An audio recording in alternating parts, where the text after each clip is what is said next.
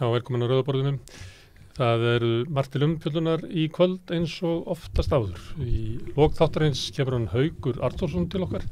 Við ætlum að hafa svolítið svona þema í þessari viku sem eru málefni tengt eldra fólki og ég ætla að ræða við Hauk kjör eftirlaunafólks, kannski þá svona pólitík sem hefur rekin til þess að bæta þau kjör og hvaða pólitík mætti beita.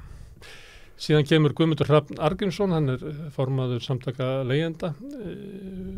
Hann hefur komið hingað síðustu vikur og sagt okkur fréttir af baráttu leigjenda hér heima og ekki síður erlendis fyrir bættum hag og þetta eru spennandi frásagnir og hann mun bæta í það í kvöld. Elva Hrönn Hjartardóttir hefur boðið sig fram til formanns VFR gegn sitjandi formanni Ragnari Þór Ingólfssyni og hún kemur hérna á eftir og við ætlum að fá að kynnast henni hver Elva og hvað hún vill með VFR og verkalýðshreyfinguna og svo kannski seinni í vikunni fáum við þau tvö saman í að skiptast á skoðunum Elva og Ragnar Þór.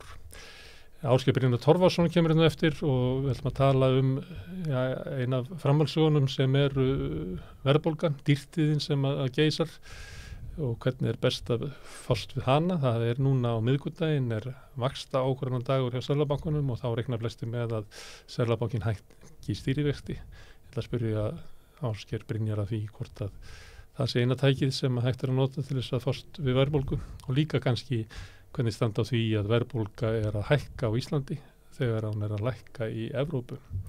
En við byrjum eins og vanalega á fréttum dagsins og hingað nú komin María Pétursdóttir. Hvað að Já. Það náttúrulega ekki góða fréttir svo sem. Nei, það svo sem ekki góða fréttir. Það náttúrulega alveg hrikalegir jarðskjálftar búin að vera í Tyrklandi. Þannig að það alveg mannfall komið upp í hvað á 3.000 manns. Og ekki veit hvað það endar. Nei, þetta bara, já, ég held að það var eftir að enda í miklu hærri tölum býstu við. Svo er það myndband með þessu? Jú, kannski aðeins að sína fólki hvernig staðan sko fólk bara finna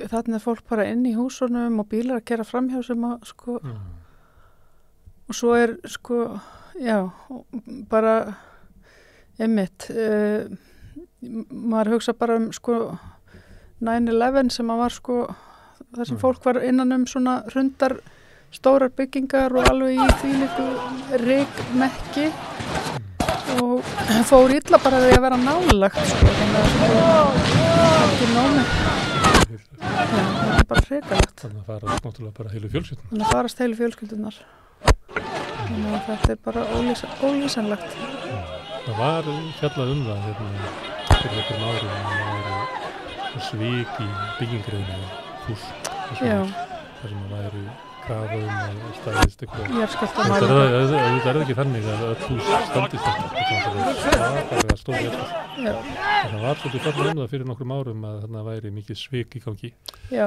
því að byggingarbransinn í Tyrklandi hefur drifið áfram hagvöxtinn sem hefur verið að undanfarin ára það er hættu núna svipuð þróun og var á Spáni á sínum tíma, þar sem var bara byggt til alla þessu þekkir sem hafa verið á Spáni það byggt með fram allir í ströndinni ykkur hvít hús og það sama var búið að vera í Tyrklandi og dreifa áfram hagvöxtinn sem hefur svo kollapsað svolítið mikið af auðum þorpum og sem eru nýbyggð og eitthvað mikil spilling í kringum byggingabransan þó þetta mál snúist náttúrulega fyrst og næst bara náttúruhamfarir og harm fólksins sem verður fyrir því að þá það svona í bakgrunni þessar mögulega lélega byggingar en ég held sko en svo eins og segir sko þetta skjálfti upp á hvað 7,8 eða eitthvað svoleiðis þannig að sko það aldrei komin eitt svoleiðis á Íslandi við getum ekki borðið það saman við neitt sem við ekki bara getum ekki borðið þetta saman getum ekki sko og ég veit ekki hvað staðaldin hvað byggingar eiga þólar mikinn skjálfta þannig að get ekki ímynda mér að það er þóla svona starkan skjálfta. Svo veldi fólk því að þetta er náttúrulega jarðskjálftasvæði, þannig að koma jarðskjálftar aftur og aftur. Já, það er ekkert langt síðan að var stór skjálfti í Tyrklandi. Nei, en ekki alltaf á sama staðnum. Nei. Og þá kannski veldi fólk því að býr fólk þarna. En það er fólk sem býr í Vestmannaeyjum. Já, nákvæmlega. En þeir eru að hugsa núna jáfnvel að senda jarðskjálfta sveit landhelgisgæslunnar rústabjörgunarsveit sem hefur farið víða á Haítí og hefur farið út allan heim einmitt. Þannig að Landsbjörg er að skoða þetta núna hvernig íslenski sérfræðingar getur farið og aðstoð Þetta er á mjög stónum skala þetta er bara náttúruhamfarir svipaður og flóðbylgjan sem var hann kringum jólin fyrir nokkrum árum þetta er rísa hamfarir Þetta er alveg svakalegt Innanlands þá er allt kjörum í samanburði við þetta Já, það er engir skjálftar eða það er svo svona alveg yfirleitt svona 200 skjálftar á dag á Íslandi maður er bara, gefur sér ekki til fyrir að maður finnur lítið fyrir þeim En skjálftarnir eru í verkalýðsbaráttunni Það er sko skjálftar í verkalýðsbaráttunni og 2 dómar sem að féllu í dag félagsdómur komst á því að verkfalli væri löglegt sem að ég held að nú ekki komið mörgum ávast Nei, ég held að maður hefði orðið mjög hissa og það hefði ekki verið dæmt löglegt En héraðsdómur úrskurðaði að Eflingu bæri að afhenda félagsskrána sagði að miðlunartillagan væri í alla staði lögleg og bætti við að kæra til Landsrétt að frestaði ekki réttaráhrifum.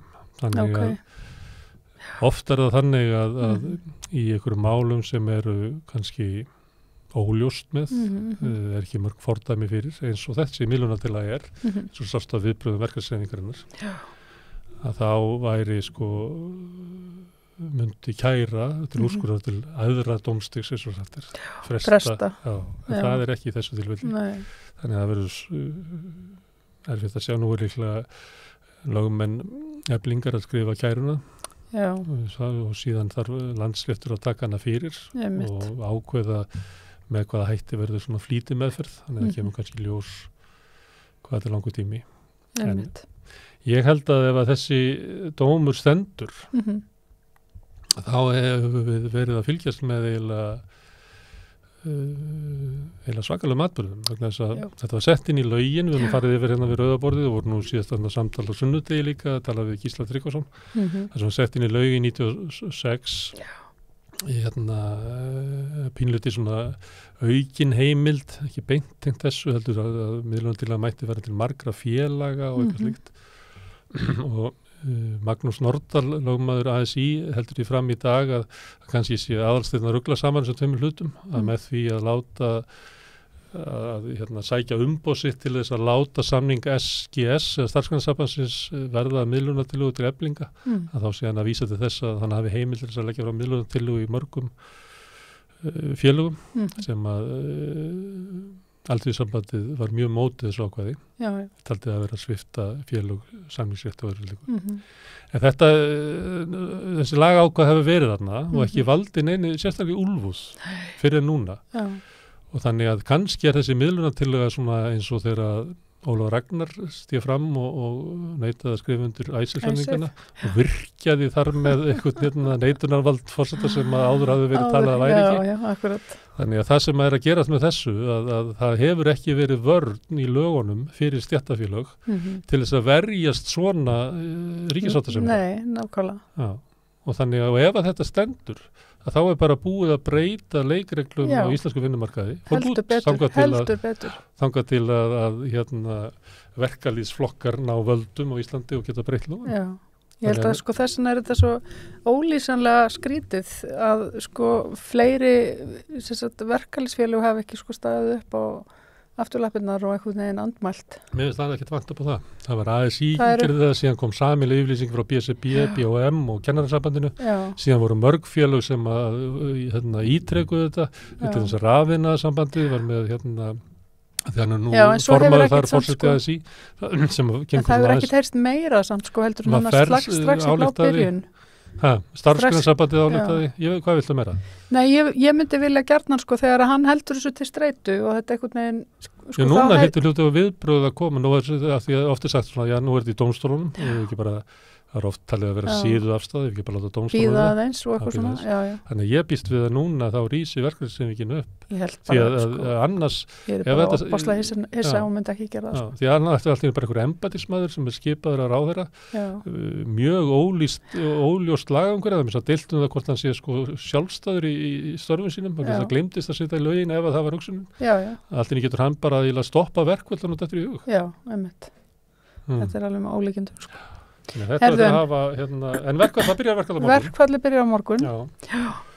Þannig að þú skrifaði nú grein varandi Íslandshótelin, getaðu borga herri laun. Já, því að ég ætlaði að tuða hér það, hvort að mér finnst umfjöldunum verkfall, kjarabaráttu, þá verður að draga fram kjör fólksins sem eru í verkfallinu. Já. Og kjör þeirra sem eru að sækja á. Ég mæli með því að fólk kíkja á þessa grein, en þannig getur að séu það svart á hvítu hvað er verið að semjum. En ég bjóð til svona, ég ætla bara að trilla þessi í gegnum hana, sem að ég bjóð til hérna smá svona töflur, sem kannski fáum að sjá. Já. Veit ekki hvað við fáum að sjá þar. Já.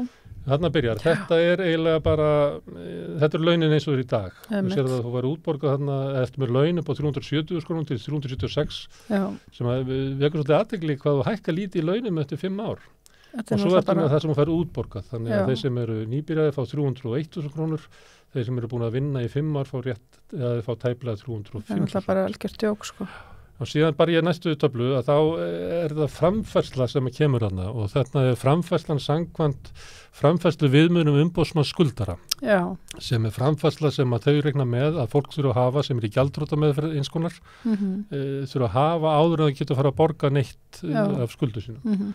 Og þar vantar húsnæði, þannig ég tók inn og setti 50 fermetra húsnæði, betur nú færðist þetta eitthvað? Nei.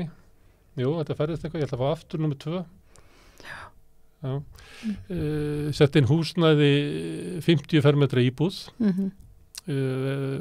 og setti hana inn í það á svona rafmagn og hita okkur. Þannig að það er svona, þetta er það sem kostar 362.000 fyrir einstakling að lifa. Já. Og þá sérðu hver staða fólksins að það er í 61.000 í mínus í byrjunarlaunum og niður í 57.000. Þannig að þetta er svo sem allir vita að það er ekki hægt að lifa þessum launum. Einmitt. Og þá sjáum við númer 2, þá kemur SGS-samningurinn. Hvað áhrif hefur hann? Að þá hækka launin fyrir upp í 324.000 rúmlega og upp í 337.000 krónur tæplega. Og þannig hækkar aðeins munurinn á hæstu og lægstu laununum, starfsaldrinum, því það var eitt af einkennum starfsgreinasambandsins að hækkarna komu meira fram eftir því sem að starfsaldur var meiri. En þannig sérðu að þú ert í 25 krónur samt í mínus, þannig að þetta nýrgerðu samningur hjálpaður ekki til þess að lifa. Nei, einmitt. Og ég bjó til eitt graf, súluritt, sem að sýnir, þannig ef að verðbólgan heldur áfram eins og er spáð, eins og hún hefur gert á síðasta ári samkvæmt Hagstofunni og eins og spá hagdeildar Íslandsbanka, ég nota hana bara vegna þess að hún er nýjust, hinn eru orðnar svolítið gamlar, þannig að það er búið að leiðrétta raunverulega bjartsýnina sem var í fyrri spám og rauðalína sem ég dreg þarna er raungildi launana, útborgara launa sem að væru við endan á samningunum. Já. Og þá sérðu það að við endan á samningunum þá ertur umverulega undir því sem að var í janúar 2021. Já. Og það rýrnar, launin rýrnar í launin. Já, og þetta sýnir umverulega hvað þetta er hörð barátt að hækka lægstu launin. Já. Þú sér að þetta rétt liftist og svo kemur verðbólgan og getur þetta og þetta rétt liftist og svo kemur verðbólgan og getur þetta og þetta rétt liftist. Þannig að þetta fólk er eiginlega algjörlega fast í svakalegri það tróða marfaðan bara. Og næsta tabla þá sjáum við hvað eflingar með í dag og samningar SGS og svo krafa eflingar. Þannig að sem að í byrjuninni að þá er eflingar fara fram á 20.000 krónur hærri laun heldur en að starfsgreinasambandi var með og 22.000 krónur hærra eftir 5 árin. En mest í munurinn er 30.000 kall eftir 1 ár sem er 18 mánuðir í kröfu eflingar. Þannig að þau eru að fara fram og að mesta hækkurinn komi fram fyrr eða fljótlega eftir að byrja að vinna. Árinu, þannig. Og þá skulum við skoða hvaða krafa Eflingar er og þetta er þá útborguð laun og svo þetta með framfærsluna sam og áðan og tekur eftir einu að hún hækkar framfærslan eftir starfsaldri og það veist út okkur það er. Út okkur það. Það er vegna þess að sko húsnæðisbætunar sem ég er með inn í þessu, því þetta er netto húsnæðiskostnaður, að þær byrja svo fljótlega að skerðast. Að jáfnvel fólk sem áfyrir mat, að ríki byrjar að skerða á þeir húsnæðisbætunar. Já, ef tekjurnar orðnar eitthvað x háar. Já, en skerðingi byrja svo fljótlega. Nákvæmlega. Það er áður en þú átt fyrir mat út mánuð. Já. Svo kannski er önnur skerðingarna sem þyrfti að koma fram líka að Eflingafólk er náttúrulega sko, eða fólk í þessum með þessar lægstu tekjur og það slitnar fyrr það veikist fyrr og allt það. Ekki vera að flækja þetta þetta er bara einfalt tónverk hérna þú ert bara fram og ég semji bara einhverja stórkostlega symfóníu en þú verður bara að sætta við þetta er bara dægulegt. Þarna sérðu að jafnfélag þótt að veri farið frá eftir kröfum Eflingar og ég minni á að inn í þessu líka sko 50.000 króna framfærslu, þetta er allar kröfur Eflingar. Þótt að þessi farið eftir kröfum fólksins sjálfs eða fullu, það á það samt ekki fyrir mat. Nei, þannig að kröfunar eru svo hófstiltar að fólki sem á ekki fyrir mat er að fara fram á að bara að eiga mat kannski fram á 2015 hvers mánaðar. Næsta tabla hún sýnir sko, svo fór ég út í það að rekna út heildarlaunin af því það er legast tryggingagjald og alls konar greiðslur inn í ýmsa sjóði á vegum stéttarfélagana og þá er það þetta sýnir það að hækkunin af heildarlaununum hlutdeild hvers af heildarlaununum þannig að þetta fátækafólk sem er undir framfærslu að það fæði bara 67% af því sem að raunverulega er borgað fyrir launin. Ríki og sveitarfélög taka 17,7% því að tryggingagjaldi kemur hann inn í og lífeyrissjóðnir er alltaf 12,9% og svo stéttarfélögin 2%, það er 0,7% félagsgjöld, hitt eru sjúkrasjóður annað slíkt. Og svo næsta glæra að segja maður er gengið að kröfum Eflingar að þá fengi láglaunafólki ekki nema 53% af hækkuninni af því að þá byrja ríkið að taka meira þetta sýnir í rauninni hvað sko fátæktargildruna og hvað skattkerfið okkar er sko að það sé ekki hækkaði persónuafslátturinn hvað þetta er bara hryllilegt. En þú veist að hvernig fólk til þess að lesa þetta áfram, þetta er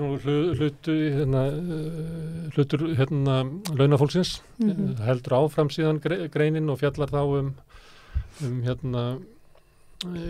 stöðu Íslandshótela og ég skoða þarna ársreininga þeirra langt aftur í tíman og eða ekki langt aftur, alltaf samið svona 10 ár og svo 6 ár og svona hvernig var staðan fyrir hrun og eitthvað svona. Og ef maður tekur heildarkostnað launagreiðanda miðað við samningina þá er tilboð Eflingar umfram SGS mun kosta Íslandshótel 84 milljónir á ári og það mun minnka framleiðina þeirra alveg sára lítið eigendur þess mun halda áfram að græða sko tá og fingri og þetta er svo lítill munur að líka maður myndi velta því fyrir sig sko ef það væri markmið á félaginu að hafa sko starfsfólki sitt þannig að það ætti fyrir mat. Þú veist, það hlýtur að vera eitthvað svona valjú í því, að greiða inn í það. Og þetta er svo lítill peningur vegna þess að heildarupphæðin er held í 106 milljónir en það lækkar náttúrulega tekjuskatt hækkar tekjuskattur á móti að það er meiri kostnaður. Þannig að nettó greiðsla Íslandshótela til þess að hækka laun þess að 297 manna sem er að fara í verkfall á morgun er 84 milljónir. Og eina röki sem ég fann fyrir því akkur að þetta ekki að gera þetta var að þau ætla að fara á markað og þá er oft miðað við það sem heitir EBITDA sem er rekstrar hagnaður áður en kemur að afskriftum, sköttum og fjármagnskostnaði. Þá munar hann hverju krónu fyrir þá? Já, það er því að margveldi, þannig að kannski stærsti eigandinn sem heitir Ólafur D. Torfason að með því að minnka EBITDA um 84 milljónir þá gæti kannski verðmæti hlutabréfanna hans lækkað kannski svona 400 milljónir. Þannig að rosalega, þessi þetta er endsemi er rugl, náttúrulega bara eitthvað svona fjármálalegur leikur Já, og kannski segir okkur hvað sko fjármálakerfið spilar mikla rullu inn því að Já. út frá svona main street hagfræði, raunhagkerfinu, þá borgar sig alltaf fyrir fyrirtækið að hækka launin á starfsfólkinu og hafa það glatt, já, sérstaklega fyrir þess að fyrirtæki á sko vel efnaði. Mhm. Önnur hlið af þessu af hverju það stefna ríkisstjórnarinnar og Seðlabankans og bara allar fjölmiðla og allt saman, að þessar 84 milljónir séu frekar hjá Ólafi D. Thorlacioni og eigandum Íslandshótela heldur en það farið til lánlaunafólks. Akkur vinnur það einhvern veginn á verðbólgu að Ólafur D. Thorlacion haldi peningunum eftir en lánlaunafólki fáið ekki og labba út í búð og kaupi sér kartöflur. Já, hversna skildi það vera? Kannski spurðum við Ásgeir Thorlacion eftir. Já. Það þraut sem að hann þarf að leysa. Einmitt. Voru fleiri fréttir? Herðu, já, það er svart skýrsla Ríkisendurskoðunar sjókvíeldi. Þú nú fjallaði svolítið sjókvíeldi hérna. Já. Kom þetta óvart? Nei, þetta kom mér ekki óvart, sko. Þetta er í rauninni bara rennistóðum undir í rauninni það sem að ég var búin að svona heyra á fólki þegar ég var að ræða þessi mál. Það er náttúrulega skortir gjörsamlega eftirlit, það skortir gjaldtöku, það skortir það er verið að brjóta náttúruverndar ákvæði, það er verið að það er bara einhvern veginn, stjórnsýslan er ekki að höndla þetta á nokkurn hátt, sko. Þetta er vilda vestur.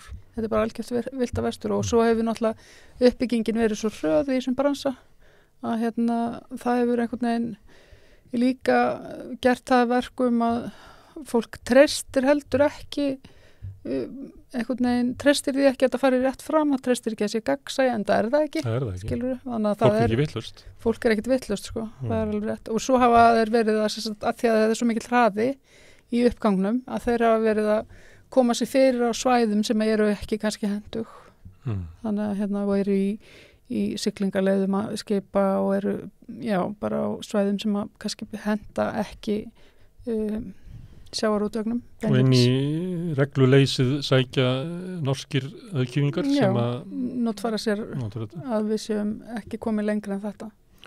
Ég talaði eins við mann sem að var að segja að svona aðferðin við fiskeldið væri þannig að menn ætluðu bara að taka inn mikinn pening á skömmum tíma. Þetta var ekki uppbygginga á einhverju svona miklum gæðum, þetta var ekki verið að reyna að ná í svona toppin á verðinu. Þetta raunverulega markmið væri bara að framleiða massa og nýta það á meðan að færi gefst, á meðan að það eru engar þeir eru ekki látið borga skaðan sem er valda umhverfinu og öðru slíku að bara nýta tækifærið og sópin sem mest af gróða. Og þetta myndi mig á norskir hvalfangar komu á Vestfirði gamla daga og þeir vittu þar hval og svo gekk það ekki lengur og þeir fluttu til Austurlands og skildu bara eftir tómar svona verksmiður brætt hvalinn í lýsi og maður veldi fyrir hvort þetta verið svona hvort við höfum ekki lært neitt þetta er bara endur tekið efni þetta er bara endur tekið efni kannski þekki fólk söguna lengur. Nei, ég held að þetta fylgir bara þú veist, græðgi í hvar sem þú drefnuði fæti í sko svona einhverju efnahagslífi og viðskiptum og einhverju. Þess vegna hefur fólk fundið upp að hafa reglur. Já, það er nú málið. En ég meina normenn eru, og það sem er svo merkilegt er það sko normenn er ekki eins og búin að ná að halda utan um þetta heima hjá sér. Þó að þeir eru sér með öðru aðstæður og þeir eru með einhverju reglur og annað, þeir eru ekki komni svo langt að geta verið með almennileg auðlindagjöld. Já, þeir eru nú veltaði fyrir sér að setja 40% tekjuskatt á fiskeldi. Já, þeir eru að reyna núna. Já, en nýja ríkisstjórn getið það. Akkurat. Það er kannski að fylgjast með því hvort að það sé komið. Já, ég held að það verður forvindilegt að fylgjast með því. Þannig að Ertu kunningjar okkar hryðjuverkamálunum? Já, hryðjuverkamálunum var vísað frá. Þannig að nú er ekki hægt að dæma þá í árafjöld, held ég. Myndir að þeim hennar. Já. Birta þessar myndir áður. Já. Hvað segirðu með, ertu ekki bara glöð? Með þetta? Viltu að þessi menn sitt í fangelsi til æviloka? Nei, ég vil ekki að þeir sitt í fangelsi til æviloka. Ég bara vona að þeir fá einhverja endurhæfingu. Hægt að lesa hægri áróður. Já, ég held að sko Ég veit ekki hvernig dómskerfið getur tæklað svona einstaklinga. Eða hvort það geti það á einhvern nátt. En þetta ekki áfyllast dómur fyrir lögregluna sem að rannsakar þetta mál sem hryðjuverk og saksóknari sem ákærir þetta sem hryðjuverk og Interpol sem að talar að þarna hefur bara rétt tekist að verja stórkostlum en svo héraðsdómur bara alls ekki samanlega þessu. Nei, og svo krossa maður bara puttana að þetta, þú veist, að þeir Hver hefur rétt fyrir sér? Hver hefur rétt fyrir sér og þeir hægir sér bara. Já. Þessi drengir, eða þessi menn. Þannig að þetta er flókið mál. Herðu, það er formannslagur í VFR. Já. Þar vorum við mynd af kandidatornum þar. Jeps. Þarna er til vinstri, Ragnar Þór, skeggjaður. Já. Og til vinstri er Elva Hrönn Hjartardóttir. Til hægri. Já, hún er starfsmaður á skrifstofu VFR. Já, einmitt. Sérfræðingur þar. Já. Og er VFG kona? Já, hún var í prófkjöri fyrir kosningarnar 2021. Einmitt. Sóttist þessar öðru sæti og öðru Reykjavíkurlistanum, lendi í 5. En var líka ekkert í frambóðið fyrir til borgarinnar, þessar aftarlagar. Einmitt. Þetta verður á að verður slagur. Síðast núna er sótt að Ragnari frá vinstri. Halla Gunnarsdóttir sem er í VFG líka, fyrirverandi framkvæmdastjóri ASÍ býður sér hann til stjórnar. Akkurat, ég sá það. Ég held að kannski að spyrja Elvu á eftir hvort það sé í liði. Já. Síðast fekk hann frambóð frá hægri. Já, einmitt. Og fekk þá 62% atkvæði held ég, sem svipað hann fekk uppalega. Já, einmitt. Þeir hafa ákveðið að leggja ekki í það aftur. Vantarlega hægri mennir? Ég veit ekki. Ég veit ekki hvort Kannski eru þeir sáttu við hafan, ég veit ekki um það. Já, nei, maður veit ekki. Nei, en það var reyndar, þá var það mjög pólitískt, sko. Þá var sótt að hann virkilega frá hægri. Þannig er gaman að sjá, ef að VFG til vinstri, hann var alltaf verið að hæðast af VFG, það sé ekki lengur, það sé bara hreyfingi frambóð. Það sé ekki til. Einmitt. En gaman að kynnast Elvu Hrönn og hennar sjónarmiðum eftir. Já. Það verður forundilegt. Ertu með meira? Nei. Þá bara að snúa okkur að dýrtíðinni með Ásgeiri Brynjari Torfasyni eftir augnablik.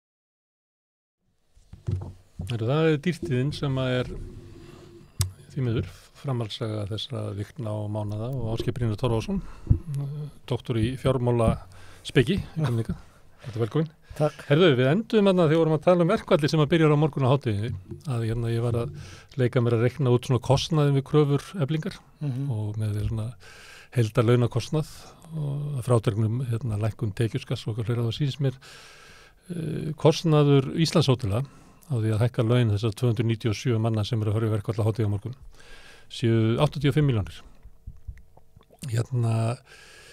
Nú ætla ekki að spyrja þig að því út frá fyrirtækjarekstri hvort að það sé klókt hjá Íslandshótelum að verða þessu kröfu en þeir eiga alveg fyrir því, þeir myndu ekki lækka framleið sína svo neinu nemi, sko. Það sem að mér langar að spyrja þig af hverju leggur ríkisstjórnin og Seðlabanki svona mikla áherslu á það að þessar 85 milljónir séu hjá Ólafi D. Torfarssyni og eigandum Íslandshótela, hann á 74% í félaginu, en ekki hjá láglaunafólkinu sem ávalla fyrir mat? Já, ég get ekki heldur svara fyrir þau. Þú heyrið umræðin í samfélaginu, það er bara eins og þessu gríðarlega áræðandi að Ólafi D. Torfarsson hafi þessar peninga en ekki í láglaunafólkinu. Sko, grunnatriðið það, verðbólga er ávallt, alltaf, þegar hún er komin, þá snýst hún deilu milli launþega, fyrirtækja og skattgreiðanda. Þetta er þrír þætt deila. Engi vill bera byrðanar. Já, skiptingu kostnaðarins og verðbólgan hættir ekki fyrir einhver byrða.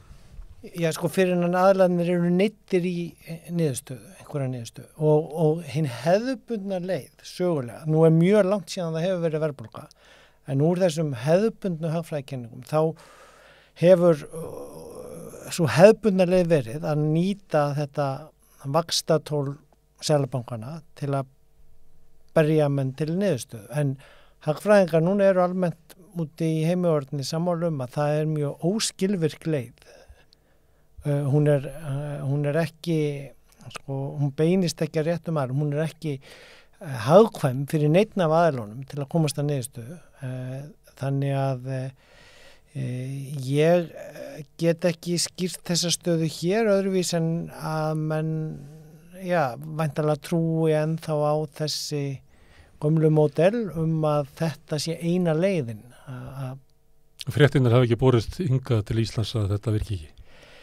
Nei, og sko það að skattkerfinu hafi ekki verið beitt meira til jöfnuðar og til viðbragða alveg síðan í COVID-faraldrinum er náttúrulega hluti af vandanum sem er núna að vinda upp á sig og ef ég á að reyna að setja mig í spor hérna af hverju þau vilja ekki grípa í taumana, þá er það væntanlega það að aðilarnir eru hræddir að þetta muni þá fara úr böndunum. Það er mikið búið að vera rætt það af þessum svona gamalreyndur röddum hér að þá fari í gang víxlverkun launa og verðlags og að þá er held ég mögulega menn hræddir að laun opinbersstarfsmanna rjúki upp líka. Bjarni Benediktsson sagði það í viðtali, var ekki þegar hann spurður að því hvort að hann geti lifað af þessu launum sem er verið að þrönga fólki til þess að kynkja.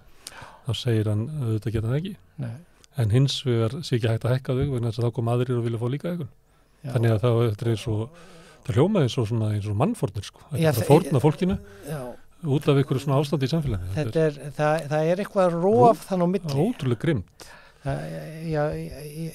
Manni heyrist ef maður hlustar á umræðaþættina og fulltrúana þaðan tala að þá er alltaf hrópa fram með að Ísland sé jafnasta samfélagi heimi út frá Gini-stuðli svo að það sé alveg vitað að hann mælir skakt sko, vantar þar svolítið fjármagnstekjur meðaltölin sína sko, ég held að hluti af vandanum sé sá að efri helmingurinn hefur það svo helvíti gott og þá koma meðaltölin mjög vel út og það er eitthvað rof þann á milli þeirra sem að vinna við að taka á þessu og markastefnuna og kljást við þetta að ég held að við bara þekki enga sem að eiga erfitt með hann á endum saman og get ekki sett sér í spor og álítið þetta bara hættulega kröfur því að þetta muni skapa meiri verðbólgu. Það er Þannig Bjarni ætti að vera svolítið fram eftir eitt kvöldið og bíða eftir því að verstingakonan kemur og skúra skrifstofans og ræða við hana hennar kjör. Já sko, milljarðamæringarnir út í heimi eru búin að vera í mörg ár núna að biðjum að þeir borgi herri skatthlutfall sjálfur. Nei, en ég meina Financial Times er með greinar auðlegðarskatt, skatt á landeignir, ég meina, þú veist, það er fréttabréf þaðan moral money, svona siðlega fjármuni, það er disrupted time, svona truflaði tímar, það er endalaust af sko umfjöllun lífskjara krísuna, hvernig átakast á hennar ríkissjóður út í heimi búin að fara í gífurlega útgjöld til þess að láta heimilin ná endum saman Meðan að hér eru meira sér til tölur frá síðast ári að þau heimili sem eiga vanda meðan á endum saman fór úr fjórðungi 2500 sem slæmt. Já, upp í þriðjung sem 33 af 100. Þarna bættist við þriðjungur 8 og í ár fer þetta kannski upp í 40% eða ég var að segja á næsta ár upp í 50%. Það er 50% heimila þar sem eitt foreldri með barnaframfæri sem á í vandræðum meðan á endum saman. Þetta birtingamynd á launum og bjöguðu skattkerfi. Og veiku velferðaríki. Já. Lífskjarasamningarnir, ef við horfum á síðustu samninga sem tókust mjög vel og ullu ekki víxlverkun, launa og verðlags, hagvaxtartölur bötnuðu eftir að samningunum kom því að áætlunar gerður ráð fyrir enn meiri kostnaði í launin og uppsveiflan kom, þannig að þar hver var kjarnin í þeim samningum í aðgerðum ríkisins, það voru skattkerfisbreytingarnar sem að maður heyrir alla í stjórnarflokkunum hæla sér af núna, en þær skattkerfisbreytingar sem setti þriðja þrepið og drógu upp þannig neðstu 10-20-30%. Þær eru í raun og veru leiðrétting á því sem heitir skattskrið sem heyrðist að vera að tala án, þannig að það dregst aftur úr. Í sumum löndum í Evrópu þetta leiðrétt sjálfkrafa 3 ára fresti, í sumum fjármálaráðuneytum eru tölur uppfærðar, sumstaðar þarf þingið að gera þetta, en þetta bara svona hluti af því að viðhalda kerfinu í stöðuleika. En ef að Þannig að kerfið haldi áfram að virka eins og það virkaði þegar það var sett? Já, til þess að þurfum ekki að fá verkvöld, til þess að þurfum ekki að vera með fjórðung eða þriðjung heimila í vandræðamenn og endum saman. Lágmarkslaun voru skattlaus þegar staðgreiðsla var sett á 91. Já, þannig að mér sýnist að vandinn sé einhvers stað þarna og síðan hitt að við erum búin að byggja upp samfélagi þannig að við flytjum inn ódýrt vinnuafl og mér sýnist viðhorfi vera þannig að það sé bara vilji til að halda því helst utan stéttarfélaga líka, samkvæmt nýjustu frumvarpinin á þingi og geta bara flutt það inn eftir behag og losa sig við það eins og þarf til. Við lönd hafa stjórnvöld gripið inn í til þess að mæta fyrst faraldrinum og svo lífskjarakrísunni með því að vera með tilfærslur, styrkja fólk til þess að eiga fyrir rafmagnsreikningum og öðru slíku.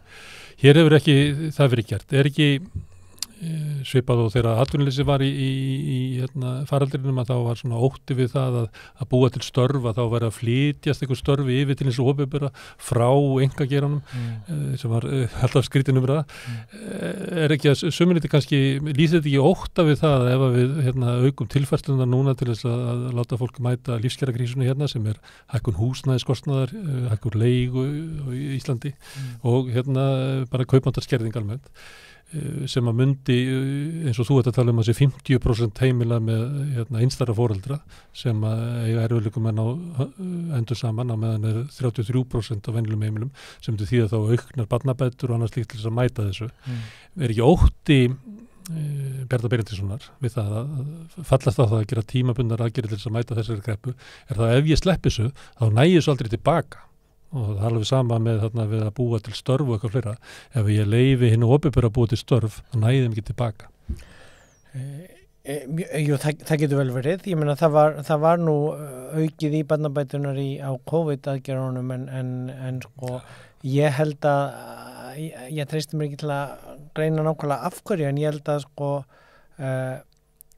það sem skortir hér bara svona almennilegar raunverulegan samanburð við önnur lönd á raunverulegum tölum af því það er svo auðvelt að velja einhver tiltekin dæmi og segja að hér sé hlutdeildin sama.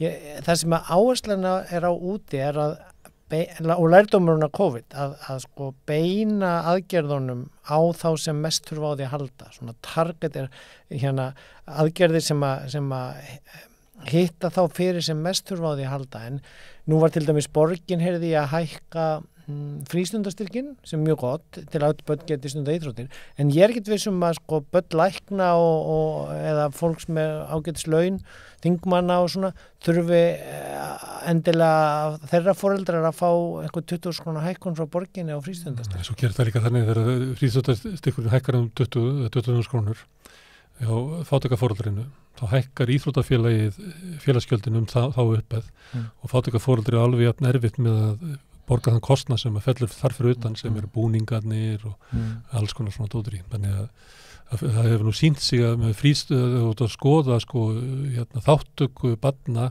í frístundastarfi, þá er það minnst það sem eru í fátækastu hverfunum, það sem eru flestir innflytjendur. Þannig þetta er ekki og hefur aldrei verið sko, stuðningur til þess að auka frístundi barna. Þetta er stuðningur til þeirra sem eru að bjóða fram á vöruframbóð í frístund. Já, ég meina þetta er eins og vandinn með húsaleigubætunar, þær fara til. Ég ætla að spyrja þig hérna verðbólguna. Af hverju er verðbólga að fara upp á Íslandi þegar hún að fara niður í Evrópu? Já, það er alveg mjög merkilegt hérna og alvarlegt paradóks, tværstæða. Sko, hún fór meira upp hér en menn byggust við, markaðinni byggust við og greiningaraðilar. Hún fór meira niður í Evrópu heldur en markaðinni byggust við og greiningaraðilar. Þannig að staðan okkar gáðast Evrópu er að versna. Hvað er að gerast? Við erum búin að hækka stýrivextina mun meira en löndin í Evrópu. Það liggur alveg fyrir og lá fyrir áður en þetta byrjaði út frá rannsóknum og raungognum og nýjum rannsóknum frá OECD og IMF sko, þú veist, þessum meginstraumsstofnunum að þegar allir að hækka þá býtur það minna og það að hækka meira vextina í Seðlabankanum er ekki skilvirkasta leiðin til að ná verðbólgunum niður. Það er ekki samhengi þar á milli. Það er mjög líklegt að það gerir það núna, eða þau gerir það núna á miðvikudaginn. Hækki vextina? Já. En það er ekkert víst að það dugir samt til að ná verðbólgunum niður, ég meina. Ok, hvað ættu að gera í staðinn? Sko, fyrsti vandinn er að við mælum verðbólguna öðruvísi en Evrópa. Við erum með húsnæðisliðin inni, þau ekki. En hann er ekki að íta verðbólguna upp núna?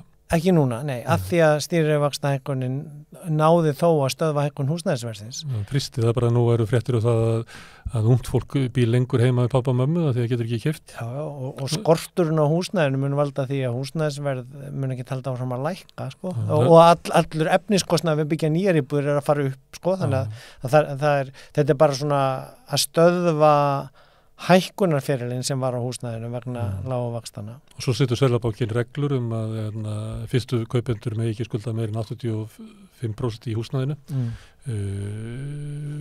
Greiðslubyrðin má ekki vera meir en 40% á fyrstu kaupendum. Og það veldur því að það er fleiri sem að hafa ekki möguleika á að kaupa þessu húsnæði vegna þess að það bara uppfyllir ekki reglunar. Það er ekki að finna húsnæði sem passar fyrir þetta fólk. Og þetta er dæmið óskilvirkar leiðir til að slá á verðbólguna. Fyrstilega, Mælivarn öðruvísi Hinlund og hún fór upp í húsnæðinu því við vorum að ná vöxtunum hér niður til samræmis við það og síðan vorum við mörgum árum seinni heldur en Hinlundin að beita þessum tólum að reyna að stýra þarna. Aðal vandinn er hins vegar sá að verðbólga, hún getur komið annars vegar af framboðsliðinni eða eftirspurnarliðinni og þegar það er framboðsskortur á húsnæðinu, ekki nóg til á húsnæði, að þá er alveg saman þú sérst að beita þessum tólum til að draga úr eftirspurninni. Það vantar samt framboð, sko. Það þarf að byggja meira af húsum, þú veist það.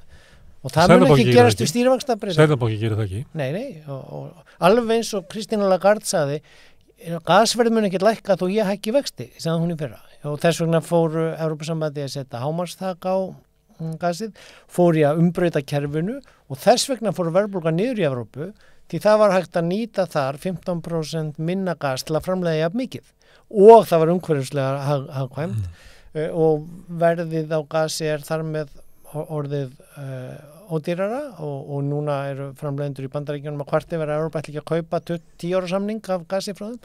Þannig að sko þarna eru struktúrbreytingar sem verða vegna aðgerðana sem eru gerðar af því að það er samspil, samhengi og samspil, samvinna á milli aðgerða Seðlabankana og aðgerða hins opinbera og atvinnulífið fylgir með því það vill líka ná verðbólgunni niður. Hér er það ekki, þetta er svona Gylfi Sóvaka kemur inn að stundum, hann á eftir eina vaxta ákvörðun áður hann hættir í peningamála nefnd og þegar ég að benda honum á afleiðingarnar af vaxtahækkunum það orðar það einhvern veginn svona að Seðlabankinn að gera það sem hann ber skyldu til þess að gera, laga skyldu, segja það. En segir svo að það mætti gera margt annað hinum einn og þá það kannski, og þú hefur heyrt aður margir sem hafa sagt þetta aðrir, að kannski Seðlabankinn að reyna að gera sitt til þess að halda niður verðbólgu, en ríkissjóður ekki. Nei, sko, nú var reyndar Seðlabankinn að segja ríkissjóðum að draga úr útgjöldum.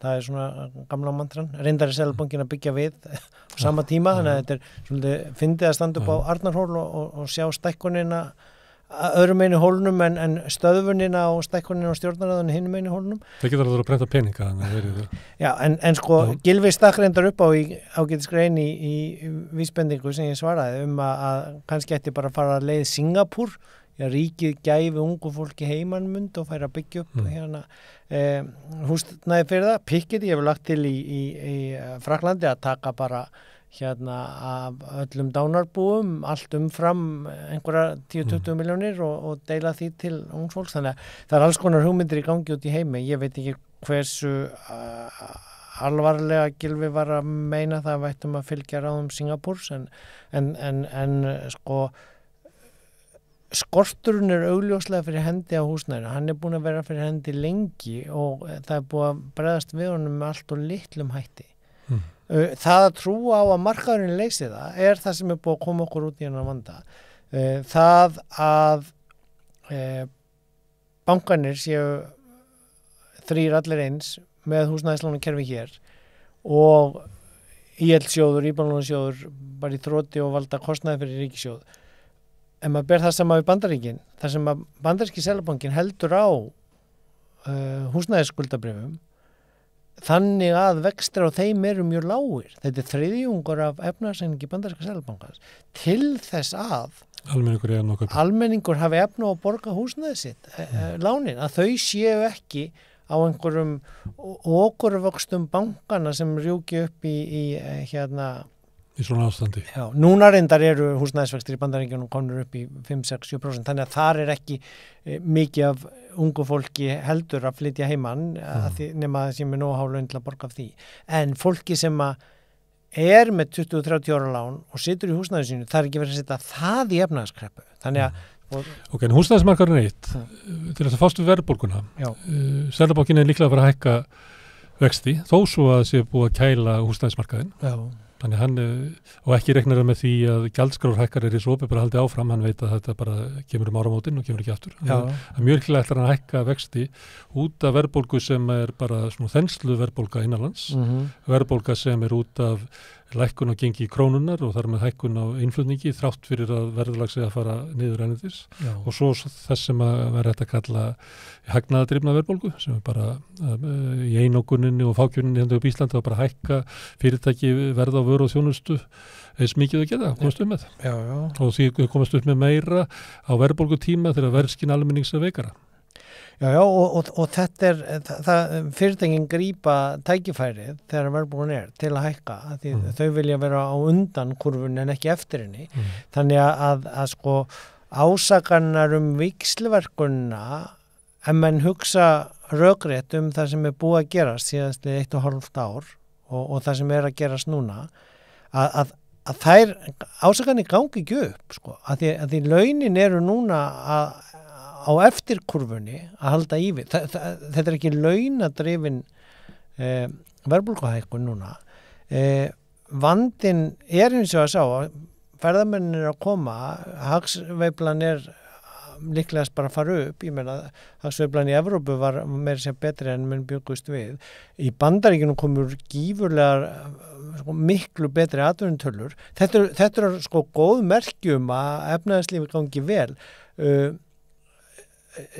Aðgerðir Seðlabankan í verðbólgunni sem þessum hefðbundu bókum eru að keyra efnahagslífi inn í samdrátt nánast til þess að draga úr þessari bólgnun en þeir ekkert í auðveldum málum eins og í Bandaríkjunum núna þegar atvinnuleysi mjög lítið, störfunum að fjölga mjög mikið, en það mjög mikill svona debatt á markaðnum það býtu munu þeir þá fara að hækka meira af því að þenslan orðin mikil eða munu þeir halda aftur á sér að bíða að gera eitthvað annað. Þannig að sko Biden hins vegar í stjórninni þar að gera verðbólgulækkunar löggjöfina sína sem snýst það að snúa efnahagslífinu við, fara í grænar fjárfestingar og setja á allskins aðgerði til þess að sko, bæði flýta grænvæðingu en líka draga úr innflutningi og áhrifum óvinaþjóðanna. Hann að setja 200% skatt á ál frá Rússlandi.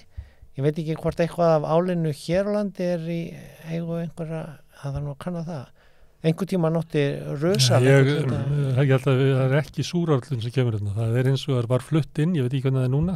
Það var flutt inn frá Rússlandi eitthvað í tengslu við skautin og eitthvað svona, eitthvað dót. En þetta Evrópusambandið. Ég held reyndar að það hafa eitthvað verið að benda, ég held að járnblendið sem ennþá að flytja inn eitthvað frá Rússlandi. Ólafur Steffensen alltaf að taka þetta saman. Hann vill að fólk hætti öllum viðskiptum við Rússland. Nei, en punkturinn sá að þar eru stjórnvöld að gera hluti sem eru hvetjandi í því að reyna að umbreyta hagkerfinu og bútistörf og þannig að fólk sé ekki í kröggum. En hér sér maður ótrúlega lítið að viðbröðum við þessum tölum að þriðjungur heimila í erfitt með hann á öndu saman og það eru þau heimili sem eru að fara verst út úr verðbólgunni og þau eru ekki að valda neitt af þenslunni því þau eyða öllu sínu í húsnæðis og matarkostnað. Þannig að sko þetta aftur sama tuggan og ég held ég að við sagt Þú vilt ekki ekki vexti. Skatt. Þú vilt ekki ekki vexti. Þú vilt ekki skera niður ríkisútgjöld. Nei. Þú vilt hækka skatta á þeim sem að hafa efna á því og færa peningi til þeirra sem að líða fyrir verðbólgu og lífskjarakrepuna. Já, það eina leiðin. Þetta eru 3 aðilar sem eru að deila þarna auðvitað vilja fyrirtækin frá meiri hagnað. Það hægt að skattleggja hann og ná þeim peningum þannig tilbaka og leggja auðlindagjöld og hafa þar með efni á spítalarekstrinum og síðan sko það með því að reka ríkissjóð með halla núna eins og var gert fyrir COVID, eins og var allt í lagi að gera í COVID en verið að gera núna eftir COVID ennþá af því að enginn vill hækka skatta. Það þýðir bara að við erum að setja skattlagninguna á börnin okkar. Þannig að þetta snýst bara veikja velferðarkerfi til lengri tíma það sem að stærri hluti ríkisútgjöld að fara í vaxtakostnað. Og það sem náttúrulega einna verst hér af þessum vaxtahækkunum að þær auka fjármagnskostnað sveitafélagana og hins opinbera. Þess vegna var farið mun hægar í vaxtahækkanir út í heimi, út í Evrópu, af því að þetta samspil og þessi samhljómur verður að vera, þetta erfiður balans að finna, þetta erfitt að ná þessu niður. Við sjáum merkin út í Evrópu, vonandi sjáum við þau með vorunu hér, en ég veit ekki, ég þori varla að segja loka hugmyndina sem náttúrulega hér eigum við 1000 milljarða í gjaldeyrisvarasjóði sem notaður til að taka sveiflur úr genginu og það hefur náttúrulega áhrif á verðbólguna líka. En þú vilt taka upp evru og kaupa bara ís fyrir alla þessa 1000 milljarða? Já, það myndi færa okkur stöðuleika ef að gjaldmiðlinn væri af stærra myntsvæði. Kostnaðurinn við þennan gjaldmiðil það sem við erum að borga nú hluta til en það hins vegar sko verst í þessu ef að hið opinbera ekkert að horfa á hvað að gerast í neðstu þriðjungi launastigans.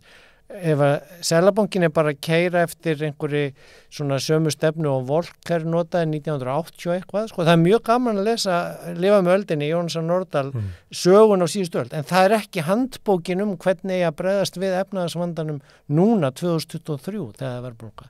Það allt annars konar umhverfi og það engin einfaldur leiðbeiningabæklingur það, en það verður að hætta þetta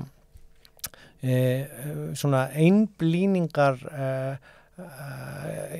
svona þessi bendi keppni að bara hinni að gera, Seðlabanki segir ríkissjóð draga saman og ríkissjóð segir við getum ekki hjálpað hinnum sem ná ekki endum saman og atvinnureigendur segja við getum ekki samið af því að verðbólgan hættir ekki fyrr en að þessir þrír aðilar eru neyddir að einhverju niðurstöðu. En er ekki málið það að þessi þrír aðilar sem þú nefndir ætla að þröngva byrðunum af verðbólgunni yfir á launafólk? Já, það hans ég hætt við því, jú. Ef þú horfir á Big Short, þá eru það innflytjendur og fátækir sem eru látnir bera kostnaðin mjög oft í svona umbreytingatímum sem við erum að fara í gegnum. Herðu, endum þarna áskipringar, svo fæ ég einhvern veginn setna til þess að ræða evruna. Ég held að það sé komið tími til þess að við fáum kannski 2 hérna til þess að setja eftir rauðaborðið, eitthvað sem vil taka upp evruna og eitthvað sem vil halda í krónuna. Já, það var aðalfundur hjá Evrópusamtökunum og ég sá einhverja könnun þar, mér sýndist vera helmingur sósíalista og helmingur VG sem voru hlindir eingöngu Evrópusamtökunum. Það er þetta ekki svona mál sem að klífur öll fjölskylduboð? Jú, eflaust. Þetta er okkar, eitt af okkar stóru deilumálum. Þakka þér fyrir Ásgeir Brynjar. Hérna við ætlum áfram og nú ætlum að tala um verkalýðsmál og hún Elva Hrönn Hjartardóttir hefur boðið sér fram til formanns VR og við ætlum að kynnast henni eftir augnablik.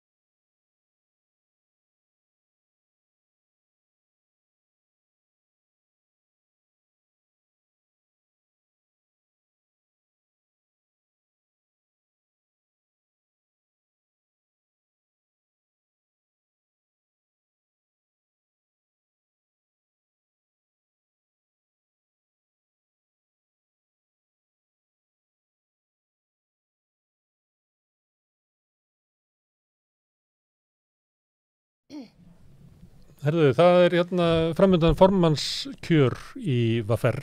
Það eru 2 sem að bjóða sér fram. Ragnar Þór Ingólfsson sem hefur verið formaður í 6 ár frekar en 8 ár held ég. Ég er ekki alveg klárað því. Jú, 8 ár líklega, hvað? Jú, 8 ár. Og svo Elva Hrönn Hjartardóttir sem er hingað komin. Velkomin. Takk fyrir. Þú vinnur á skrifstofu VR. Það er rétt. Það sem yfirmaður þinn er Ragnar Þór Ingólfsson. Jú, það passar. Og þú ætlar að velta honum úr stólum. Já, svona, nei, ég ætla nú ekki að velta eitt neitt, en ég ætla allavega svona að gefa okkar fólki færi á að kjósa sér sinn formann á lýðræðislegan máta. Já. Það er markmið. Herðu, Ragnar Þór er núna að vera í fjölmiðlum út á suður, en þú síður. Já. Þannig að ég ætla bara að spyrja hver er Elva Hrönn? Hver er Elva Hrönn? Já, ég er akureyringur, fædd og uppalinn á Akureyri og ég stjórnmálafræðingur mennt með viðskiptafræði sem aukagrein. Ég á 2 börn og ég er gift og bý núna í gömlum verkamannablokkum í Fellsmúla, nýflutt þangað og nýbúin að kaupa mig inn á markaðinn sem var eiginlega bara nánast óyfirstíganlegt. Og ég er mikil réttinda kona, baráttukona og já, berst svona fyrir þeim sem minna mega sín og hef alltaf gert í gegnum tíðina. svona í fljótu máli. Já, og þú vinnur á verkefnisfélagi, hvað gerur það hjá VFR? Ég er sérfræðingur á þróunarsviði sem að þýðir að ég geri mjög margt. Ég sé svona aðalega markaðsmálin, samfélagsmiðla og svo er ég að vinna með jafnréttisnefndinni, jafnréttis- og mannréttindanefnd VFR. Og svo er ég bara að gera alls konar aðra hluti, eiginlega svona nánast allt sem að við kemur ekki endilega kjaramálum eða sem sagt beint, en þó ekki allt, en grímslegt. Þú ert ekki þá í pólitísku starfi, ég kynnti þegar ég var að segja að þú væri að koma inn og segja að þú hefði verið í framboði fyrir VFG, Já, það ekki þátt í prófkjöri, stemt á öðru sætinu í Reykjavík í öðru listanum, Akkurat. endaði 5. Já, og, skellur. Smá Var skellur. það skellur? Já, það var alveg smá skellur.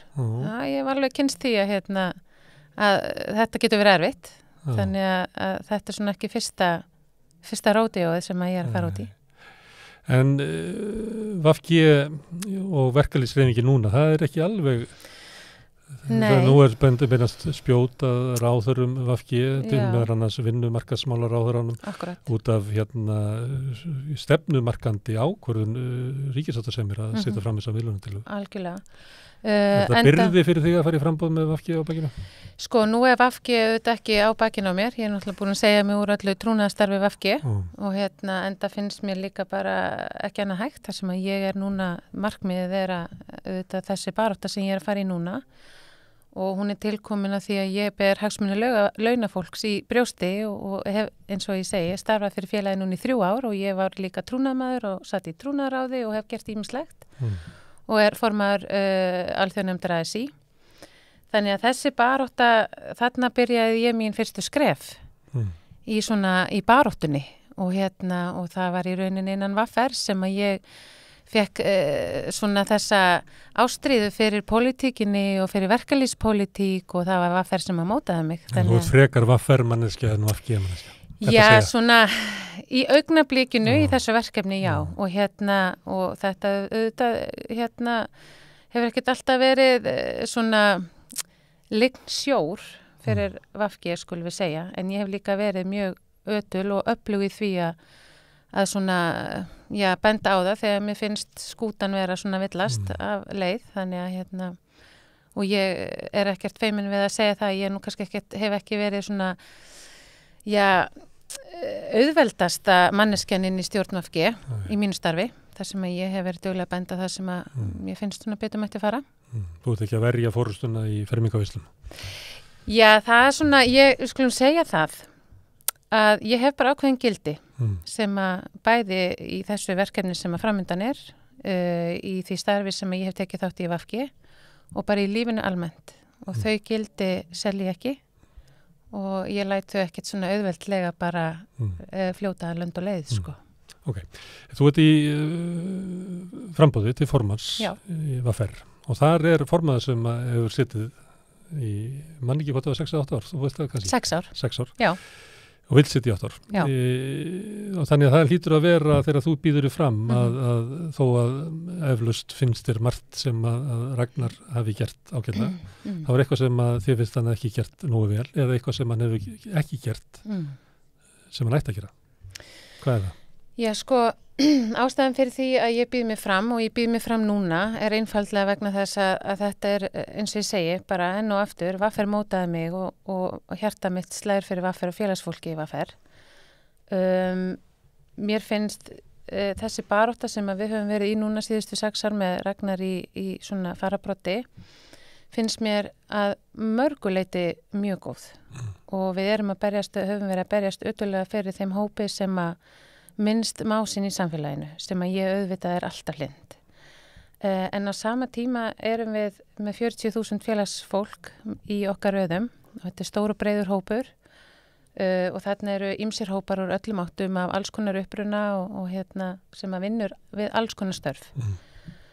Og við þurfum einhvern veginn að finna þarna einhvers konar jafnvægi og við verðum að geta náð utan allan hópin okkar. Og ég vil svona skerpa á því að við förum þarna fram fyrir hópin í heild sinni. En nú er þetta hópar sem eru með ólíka hagsmuni. Sumir eru bara að berjast fyrir því að ísu á. Já. sumir að berjast fyrir því og sumir er að berjast fyrir því að eiga efna á því að fara af leigumarkaði yfir og geta keypt sér eitthvað. Einmitt, bara eins og ég fyrir ári síðan. Hvernig heldur þú saman hagsmunabaráttu fólks með ólíka hagsmuni? Það er nefnilega stóra spurningin hér og ég held að við gerum það allra best með samtali við grasrótina og hlustum á grasrótina mjög vel sem að auðvitað Ragnar hefur gert.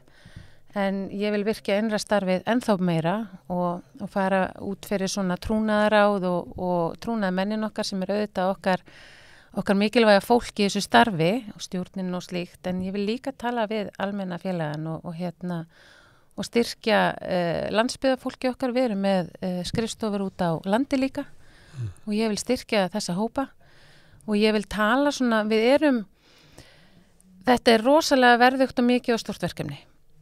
og ég er ekkert að fara að gera það ein við skulum alveg taka það fram það er náttúrulega á skrifstofunni starfar öflugt fólk og samstarfsfólk mitt núna þannig að þetta er allt saman greiðastort verkefni sem ég mun ekkert halda utan ein en ég vil líka benda á það að í VAFR er meiri hluti félagsfólks konur og fjöldi útlendinga fólks af erlendum uppruna fer líka hann eykst.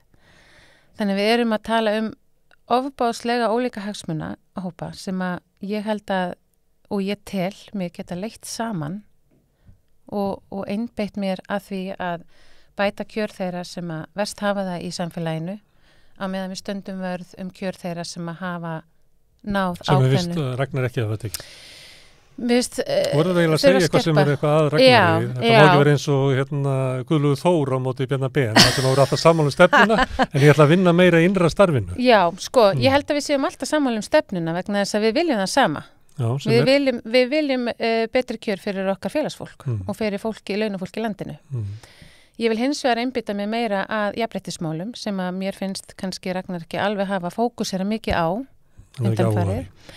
Ég ætla ekki að segja hann hafi ekki áhuga á því. Hann verður eiginlega að svara því sjálfur. En mér finnst það hins vegar mjög mikilvægt að VAFR sem að hefur verið leiðandi í jafnréttisbaráttunni hinn síðari ár og hefur alltaf staðið mjög framalega í þeim málum að við höldum því áfram. Og mér finnst það hafa svolítið svona dregist aftur úr. Ungliðastarfið. Þú átt að vísa til eins og baráttu VAFR fyrir fæðingarorlof og svona það sem á tímabili var félagið framar heldur mörg önnur verkefni. Mér svona finnst vanta svolítið þetta í baráttuna og svona bara ýmsir hlutir varða jafnréttismálin eins og ég segi við þurfum að fókusera á fólki okkar sem af erlendum uppruna og að fóta sig á vinnumarkanum og unga fólkið okkar. Við erum með öldungar á því VAFR en við erum ekki með ungliðar á því VAFR. En þetta auðvitað eru tveir mikilvægir hópar, annars vegar hóparinn sem að fara af vinnumarkaði eftir mörg ár inn á vinnumarkanum. En svo erum við með ungliðan okkar, unga fólki sem að stíga sín fyrstu skref inn á vinnumarkanum. Oft með veika stöðin á vinnumarkaði í einhverju harkvinnum. Akkurat, og bara þekkir oft ekki réttindi sín. Og við erum vissulega að fara inn í skóla, grunnskóla í 10. bekk og 1. bekk í framhaldsskóla með skólakynningar og við erum svona aðeins að snerta á en það reyndar svolítið undir viðkomandi skóla eða kennurum komið hvort að þau vilji fá okkur eða ekki. En þetta er svo mikilvægt að unga fólkið okkar fái rödd og fái svona plattform bara til þess að átta sig og feta sig, þannig stökkpallurinn inn í atvinnulífið, ég kom með öll tækin og tólin í verkfærakistuna, ég er bara tilbúin í þetta. VAFR er hluti af verkfærahreyfingunni og stór hluti af Alþýðusambandinu. Ég held að sé bara þriðjungur félagsmanna eru í VAFR. Stærsta félag. Ragnar hefur beitt sér mikið þar inni og lýst yfir, hann var eiginlega kjörin út af óanægju félagsmanna VAFR með ASÍ á sínu tíma og síðan þekkja allir svona þannig ágreining og erjur. Einhver myndi vilja að spyrja því hvernig dettur í huga að fara að vinna inn í verkfærahreyfingunni þar sem mikið slagsmál og átök var. Hvernig finnst þér VAFR og Ragnar hafa staðið í allum þessum málum? Svona ASÍ málum? Já, ég er fylgjandi því að við séum í ASÍ og það er einfaldlega vegna þess að ég tel að við séum alltaf sterkari í samstöðunni og þegar við förum saminuð inn í til dæmis kjaraviðræður, þá erum við mun sterkari gagnvart bæði samtökum atvinnulífsins og stjórnvöldum. Það var ekki núna. Það var ekki núna og við sjáum hvernig það fór og það hefur... Fannst þér samningarnir ekki góðir? Sko, mér fannst þér ekkert slæmir, en ég veit alveg að við getum gert betur. Við getum gert miklu betur. Meinar þú að vantaði pakkan frá stjórnvöldum til þess að bæta? Já, auðvitað náttúrulega erum við bara að taka launaliðin inn í þennan skammtíma samning og vinnan við áframhaldandi það sem tekur við svo í janúar næsta ári, hún er nú þegar hafin og það er bara mikilvægt að við förum saminuð inn í þessar viðræður og að við förum saminuð gagnvart stjórnvöldum og SA því að annars fáum við ekki okkar fram eins og við viljum hafa. Þannig stjórna þeir leiknum? Já, stjórna og ekki stjórna leiknum. Þessa? Þau hafa náttúrulega sko mikið afl. Þau eru mikið afl og ég meina það er ekkert leyndamál. En það eru við líka. Þegar þau eru saminuð? Já, við erum sterkari þegar við erum saminuð. Við erum vissulega sterk en við erum alltaf sterkari þegar við erum saminuð og þó að okkur greini á ýmsa hluti þá hlýtur alltaf markmið hjá okkur öllum að vera hagur félagsfólksins okkar, hagur launafólks í landinu, hagur þeirra sem að minnst mega sín. Það hlýtur að vera útgangspunkturinn hjá okkur öllum, annars værum við ekki hérna. En finnst þér Ragnar ekki hafa stuðlaða saminningu verkefnishreyfingar heldur sundraða? Nú er það ólíkir armar sem að saka hvort annan að valda sundrungu. Einmitt. Sko, Kannt þú að dæma það? Hvert er þið sundrandi afl? Já, það er nú það. Ég held bara að síðasta ár þá hafa átt sér stað alveg ofboðsleg átök. Ofboðsleg átök sem að hafa veikt verkalýðshreyfinguna alveg gríðarlega. Og ég vil meina að þessi svona innbyrðis átök hafi gert það verkum að líka almenningur horfir ekki til okkar með sama trausti og áður. Og það er svolítið það sem að ég líka horfi núna fram á inn í þessa baráttu og inn í áframhaldið að ná í kjöri, þá verður það allavega mitt verkefni, eitt af mínum fjölmörgu verkefnum verður það að vinna með ólíkum örmum og ólíkum öflum í sameiningu að því sem að skiptir okkar launafólk mestu máli.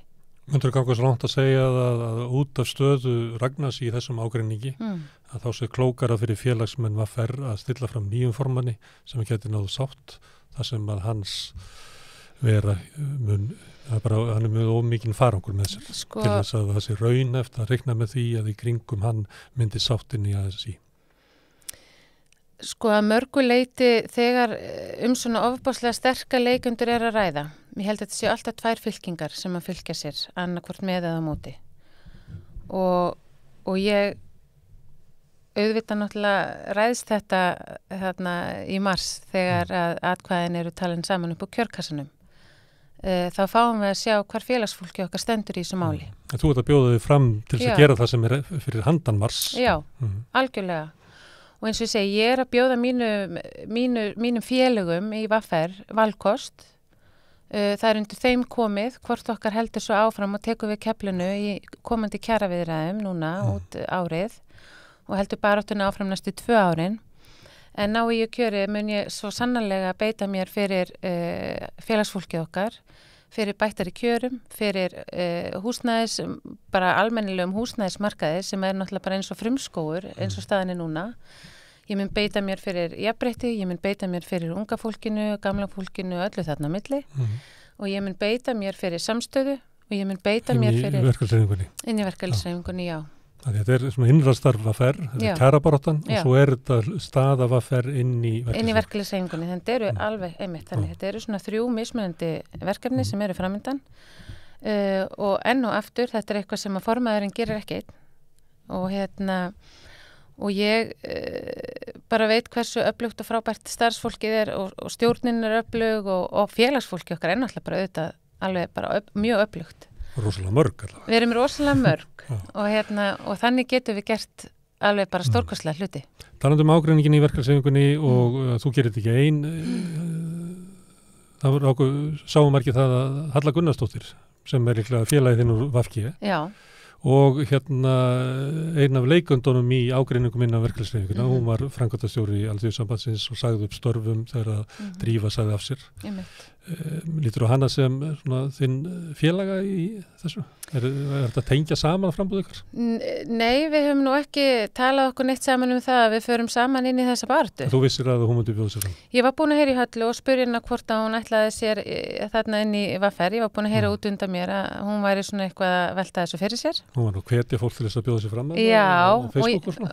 Auðvitað. Ég meina, auðvitað, við gerum það náttúrulega og viljum náttúrulega fólk taki þátt eins og hægt er og viljum auðvitað nýtt fólk og fólk úr öllum áttum inn í starfið okkar. Það er alveg bara grundvöllin fyrir okkar góða starfi.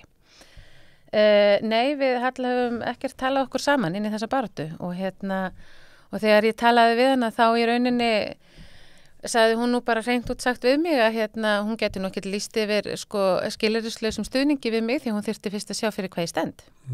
Þannig að þetta er nú við þekkist ekki betur en það. Nei, einmitt. Þannig að hún horfir líklega á rauðaborðið. Já, ég bara get alveg rétt ímyndað mér það. Þannig að við erum á okkar eigin forsendum og ég fer bara núna næstu vikurnar fara í það að kynna mig og sýna fólki hvers ég er megnu og að ég sé virði þessa og verðug þessa að setjast í formannstólinn.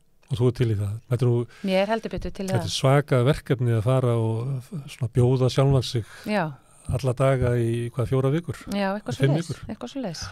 Þetta er rosa verkefni en ég hef líka gaman að því og ég finna bara, núna er ég rétt að byrja og ég hef ekki hugmynd hvað næstu vikur hafa í för með sér en enn sem komið þá bara finn ég svona, mér finnst þetta gaman og þetta gefur mér alveg helling að fara út og tala við fólk, tala við félagsfólki okkar, fá hugmyndir, fá feedback sem að ég náttúrulega ekki að gera sem starfskraftur stéttarfélagsins. Þetta er eitthvað sem að kjörnir fulltrúar sjá að gera og þetta er eitthvað sem að virkilega blæs svona baráttuandan mér í brjóst og fær mig til þess að fyllast eldmóði og svona bjartsýni. Nú er aðal fréttirnar úr verkefnishreyfingunni núna er kjaradeila Samtaka atvinnulífsins við Eflingu. Dómurinn í dag þar sem að héraðsdómur segir miðlunartillögunni í alla staði löglega og hvernig slær þetta þig? Já, Svona eru formenn VR spurðir. Já. Þetta vopn okkar launafólk sem við höfum, þetta verkfallsvopn er okkar sterkasta vopn sem við höfum í okkar verkfærakistu og þetta er vopn sem við notum þegar aðstæður eru þannig að það er ekkert annað eftir fyrir okkur að gera og við erum búin að sannreina allt sem við höfum bara annað upp í erminni. Og þetta er vopn sem hefur einhvern veginn verið sameinast í gegnum tíðina að sé réttur okkar launafólks til að nota þegar í harðbakkann slær. Þessi tímasetning á þessar miðlunartillögu finnst mér hafa verið algjörlega ótímabær og ég tek alveg undir með miðstjórn ASÍ sem að fordæmi aðalega þessa tímasetningu því að yfirleitt er þessu úrræði sáttasemjara, þessar miðlunartillögu, hún er auðvitað ekki notuð fyrir en að við erum komin miklu lengra inn í viðræður, og jafnvel bara inn í verkfallsaðgerðir. Þarna er ekki einu sinni búið að semja eða kjósum verkfall. Þannig að mér fannst þetta sláandi. Mér finnst þetta sláandi skref hjá ríkissáttasemjara. En það getur verið með við héraðsdóm og segir maður landsréttur og kannski hæstiréttur, ég veit ekki hvað það verður langt. Með staðfestir þetta, þá erum við búið að fela ríkissáttasemjara það vopn. Það getur stoppað verkfall hjá ykkur í VR bara. Já. Og mér hugnast ekki þessi þróun. Nei. Og það er, þetta er eitthvað sem ég hef líka beitt mig fyrir innan í pólitíkinni og ég hef haft hátt það að ég sé ekki sammála því að við færum þetta ofboðslega vald yfir til sátta. Og svo má auðvitað deilum þessa miðlunartillögu, hvort þetta er raunverulega miðlunartillaga eða tilboð Samtaka atvinnulífsins. Já. Þannig að mér finnst þetta eiginlega svolítið svona, já, ég hef svolítið áhyggjur af þessari þróun Ég skal alveg vera hreinskilin með það. Ég bara alveg virkilegar áhyggjur. Og Og var þetta ekki bregst verkefnishreyfingin við þessum dómi, því að þetta það var þegar Miðlunartillagan kom fram að þá komu allar þessar ályktanir, en með þessari staðfestingu þessar dóms að þá held ég að mann renni, hvað er það sagt, kalt vatn milli skins og hörms. Hvað afleiðingar getur það haft? Einmitt. Og ég efast ekki það að miðað við viðbröðin sem komið frá verkalýðshreyfingunni þegar ríkissáttasemjari setur fram þessa miðlunartillögu, þá náttúrulega urðu viðbröðin alveg rosaleg úr verkalýðshreyfingunni. Og í rauninni, og ég sá einhverstaða fyrirsögn í blöðunum að ríkissáttasemjari að honum hafi tekist að sameina verkalýðshreyfinguna aftur eftir átaka mikið ár. Já, ég veit ekki hvort þetta var inn í myndinni hjá sáttasemjari eða hvað, en við erum vissulega stöndum við aðeins nær hverju öðru núna heldur en við gerðum. Já, þetta er bara grundvallaratriði. Þetta er bara möguleika hreyfingar til þess að geta barist. Þetta er grundvallarréttur launafólksins til þess að nýta eins og ég segi, og við erum ekkert að nota verkfallsréttin okkar að einhverju ganni. Nei. Við erum að nota verkfallsréttin vegna þess að það er raunverulega ástæða fyrir því. Og við erum reyna leið verkafólksins til þess að sína fram á mikilvægi sitt. Já, og við erum auðvitað bara að fara fram á það að fólk geti lifað lífinu án þess að þurfa endalaust að hafa áhyggjur af því ég bara nörla saman fyrir húsalegunni næstu mánaðamót. Og það að fólk geti ekki lifað laununum sínum í velferðaríkinu á Íslandi er bara alveg ótrúlegt. Það er alveg ótrúlegt. Og þetta er eitthvað sem við vitum alveg að það er þetta er svona þessi 80-20% regla með auðin okkar. Það eru 20% sem að njóta 80%-ina. Aðalega 1% og 0,1% sem að fer mest. Já, það er nefnilega svoleiðis og þannig að það skiptir ofbáðslega miklu máli að við stöndum saman og berjumst fyrir hag þeirra sem að minnst hafa og eru veikust fyrir. En á sama tíma að við stöndum vörðum þau réttindi sem við höfum barist fyrir og náði í gegn fyrir aðra hópa samfélagsins. Að því að ég líta á það sem að þessi tveir hópar sem að eru svolítið búin að vera í umræðinni, það er þessi millitekjuhópur og þessi lágtekjuhópur. Við erum ekki óvinir. Sameiginlega hagsmuni. Við höfum sameiginlega hagsmuni. Og sameiginlega nóvinn ef það svo má orða. Já, í rauninni. Herðu, Elvar Hrönn, takk fyrir að koma hingað og leyfa hlustuðum okkar að kynnast þér í lítið. Eins og ég sagði áðan að það er reyna að fá þig hingað aftur og þá með Ragnari Þór, þannig að við getum rætt VR og verkefnispartuna. Algjörlega, takk. Herðu, nú ætlum við að ræða svolítið það sem að Elvar Hrönn var að tala sem er veikstaða leigjenda. Hann Guðmundur Hrafn Arngrímsson ætlar að segja okkur leigjendafréttir.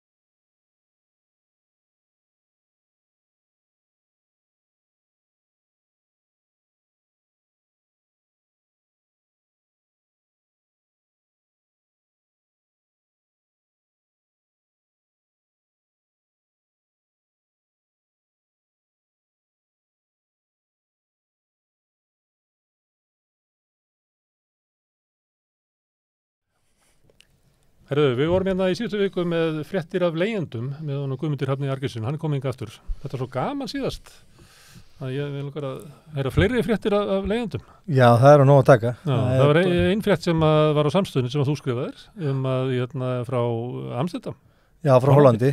Já, hollendingar voru að samþykkja ný lög fyrir réttum áru síðan, þar sem að ríkið veitir sveitarfélögum heimild til þess að setja á hvaðir varðandi uppkaup fjárfesta á húsnæðismarkaði og 70% af sveitarfélögum í Hollandi hafa annarkvort nú þegar sett fram reglur eða eru með það í undirbúningi og ég las fréttir núna nýlega að Amsterdam, hann var að falla fyrsti dómurinn með þessu reglum þar sem að fjárfestar sem hefur verið fjárfest í húsnæði hefðu leigt það út og sem bannað vegna þess að þú þarft að búa í húsnæðinu í minnstakosti 4 ár áður en þú getur fengið leyfi, þá þarft að sækja leyfi til að leigja það út og það var að falla dómur og þessi leigusalar voru sektar 22.000 eurur og ef þeir gerir þetta aftur þá hækkar bætast við 43.000 eurur þannig að borgin hefur heimild til þess að sekta þessa leigusala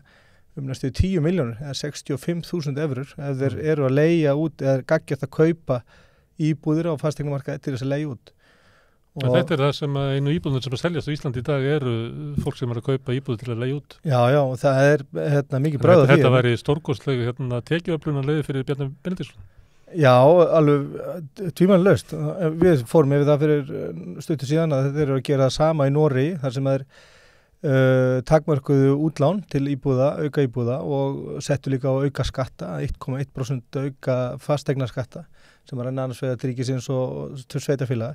Þannig að ríki og borgir eru að reyna að bregðast við þessu fjármálavæðingu eða þessari fjármálavæðingu og markaðsvæðingu húsnæðismarkaðinis og þetta er svona eitt dæmi það, bara hvernig og þetta er eins og kemur frem fréttinni þá eru 70% af sveitafélögum í Hollandi sem eru með þetta í undirbúningi eða nú þegar sett fram reglur.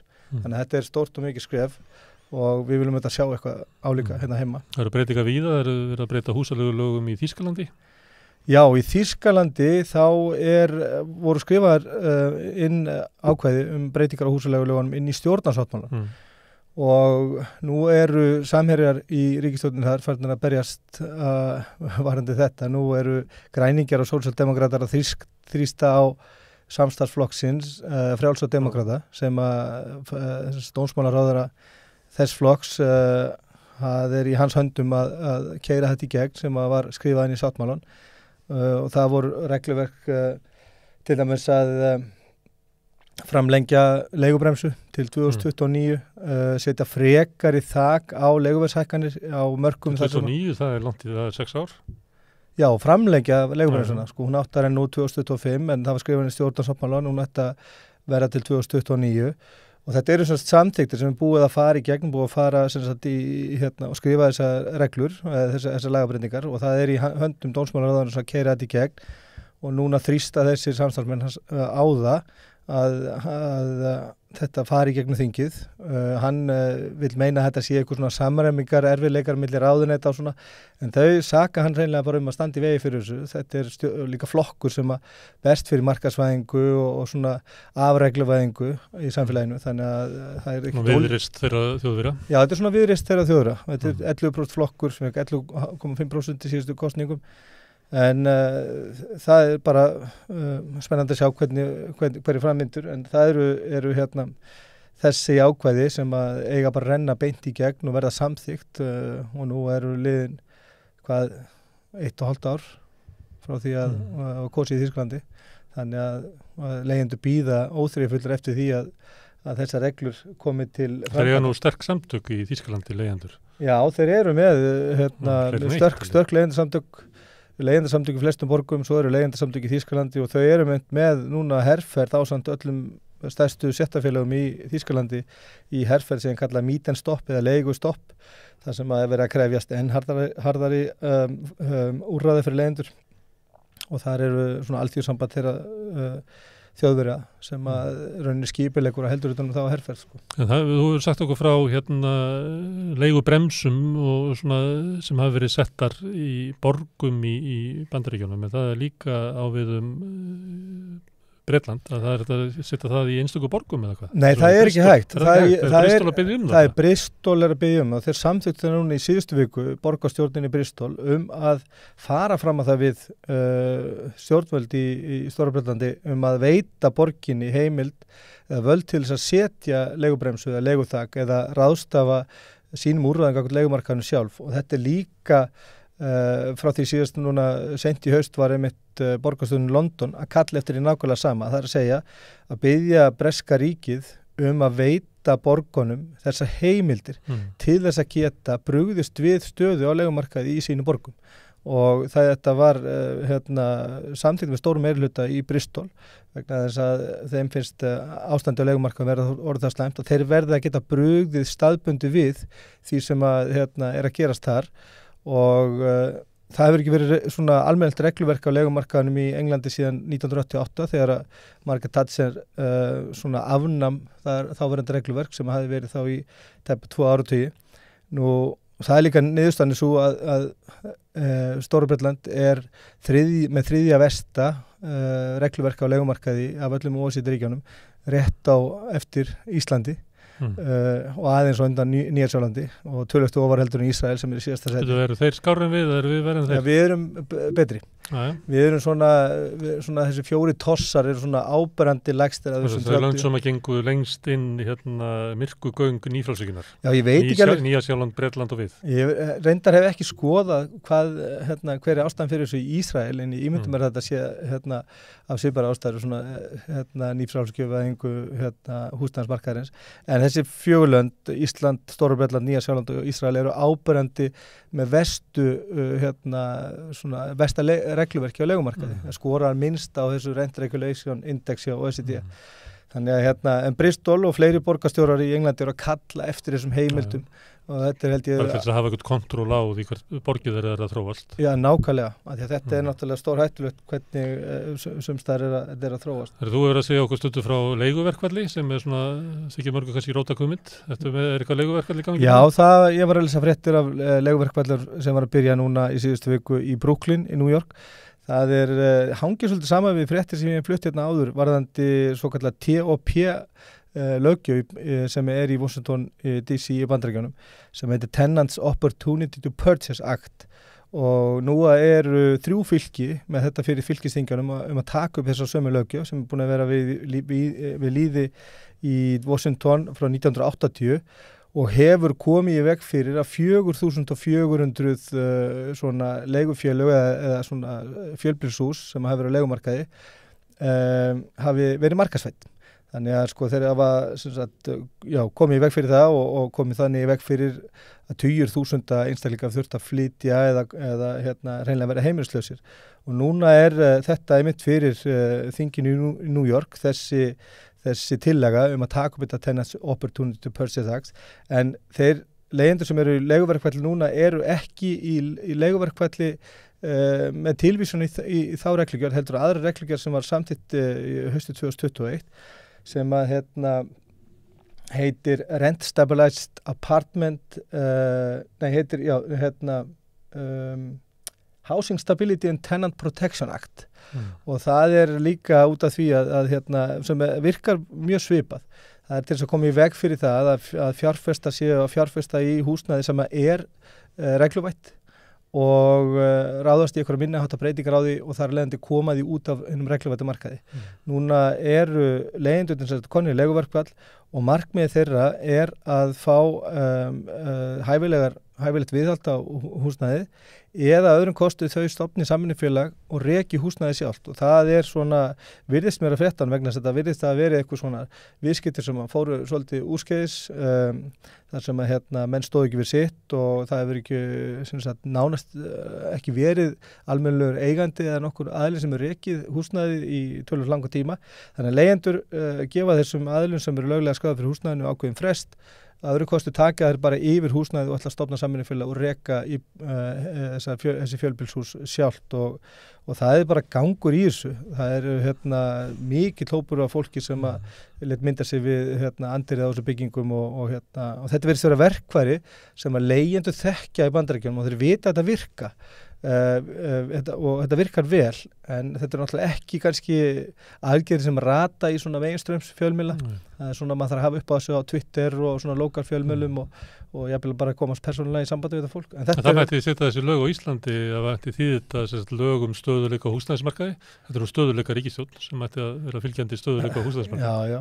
En það bara þannig, sorglegt frá því að segja að það ekkert á þingmálaskrá ríkisstjórnarinnar í vor sem að snerti leigjendur. ekki eitt einasta frumvarp eða þingmannamálu eða nokkuð. En hvað með, er búið að ganga frá skylduskráningu húsaleigusamninga? Já, þetta fór fyrir þingið bara síðasta daginn fyrir jólafrí og var samþykkt og ég tók nú bara ekki svona eftir því, það var nú tölvöld mikið að gera mér þá, en þetta fór fyrir þingið, var samþykkt, en þó með tölvöld miklum breytingum sem verið hafa komið mjög mörgum í opna skjöldu. Það sem að lág fyrir frumvarpinu var að skylda alla leigusamninga eða leigusala til þess að skrá hvern einasta leigusamning sem er undirritaður á Íslandi, óháð því hvort hann er þinglýstur eða ekki.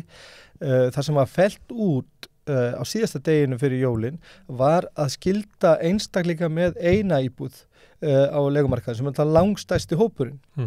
Þannig að þeir þurfa ekki að skrá sig í þessa... Þá er þetta náttúrulega hugmyndi fallin. Þá er hugmyndi svolítið fallin en ég hafði samband við HMS og þau sögðu mér að þeir hefðu sendt öllum þeim einstaklingum sem að eru með 2 íbúðir eða fleiri og hafa skilað þetta verið skattaskildur af þeim að þeir hafi verið með leigutekjur og sendt þeim rauninni tilmæli að skrá sig. Það er reyndar ekki komið almennilegt í gang þetta kerfi. Það er búið að útvista skráningunni til 2 fyrirtækja út í bæ og þannig að sko þeir eru ekki beint að fylgjast með því dag frá degi hvernig gengur og þetta er væntanlega eitthvað sem að svona, þeir láta kannski einhverja viku líða og sjá hvernig gengur og hvort það þurfum svo ítrekka en ég vonandi fæ áheyrn hjá innviðaráðuneytinu bráðlega þess að fara yfir svo hluti vegna þess að það er náttúrulega líka í þessu atriði við skrifum 2 sinnum umsögn við þetta frumvarp og svona alltaf fara yfir það hvort að þessar umsögnin hafi verið teknar. Talandi HMS að þá er maður tekið eftir í að veðsjá fastegna, það er erfitt að ég þarf svolítið að nota þetta í mínum störfum svona þegar ég er að kanna launakjör og svona framfærslu kostnað og fleira, þetta er orðið. Já, hún er farin, hún er bara horfin, þessi versjá. Við erum fáin aftur í þá bara til þjóðskrár og getur ekki skilað hann eftir. Já, sko, þetta var flutt yfir til HMS núna í nóvember og hefur ekki verið uppi síðan. Við hefum verið kvarta mikið yfir þessu og það hefur verið mjög loðin svör. Ég hef fengið misvísandi svörum af hverju þessi versjá er ekki uppi sem er eins og segir bara mikilvægasta tæki sem að við í leigjendasamtökunum höfum til þess að fylgjast með fjölda leigusamningar sem eru komin á markaðinn, hvernig verðin er að þróast út frá póstnúmerum og svæðum og stærðum og tegunda og íbúðum. Þetta er gríðarlega mikilvægt fyrir okkur að hafa til þess að geta brugðist við því sem er að gerast og bera saman við aðra hagstærðir. Það hafa komið svör á þá leið að það hafi eitthvað gerst fyrir flutningin og það hefur fundist eitthvað villur og þetta hafi ekki gengið upp og svo hef ég líka fengið þó svör að þetta hafi verið gert með vilja, það sé að fara yfir forsendur útreikninga og mig grunar að það sé enda rétt vegna þess að stendur á heimasíðu HMS að þar sem eru með húsaleiguvísitöluna að þeir áskilji sér rétt til þess að breyta útreikningunum aftur í tíman. Þannig að mig grunar að þeir séu að fara að eiga eitthvað við þetta. Ég veit þó ekki hvort það er þannig eða hvernig þá en læðist það mér óþægileg grunur að það sé eitthvað þarna segir sem að maðkur í Já, maðkur í misunni. Svona að lokum, að lokum, eitt mjög mikilvægt. Vegna þess að hér hafa verið mikið fjallað húsnæðis átak og byggja húsnæði fyrir fólki í landinu. Þá er það eins og þannig að núna bara á nýjári þá er að birtast tölur eignarhald á húsnæði.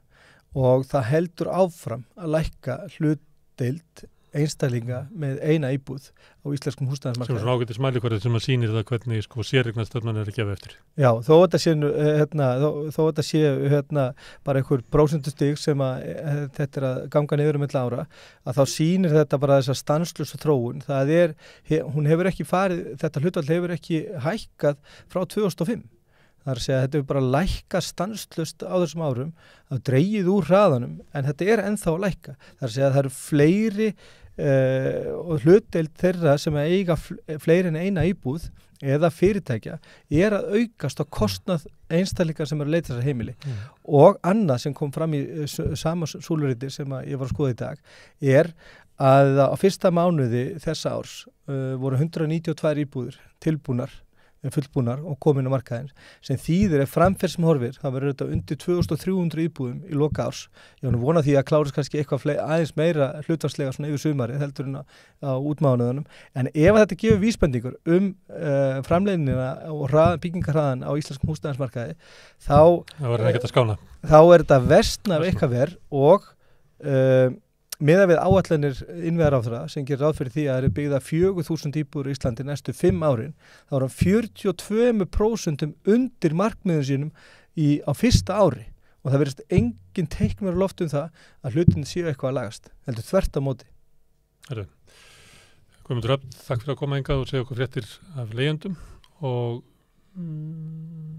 við ætlum að skipta yfir í önnur mál sem ekki síður mikilvægt, það eru málefni eldra fólks eftir augnablik.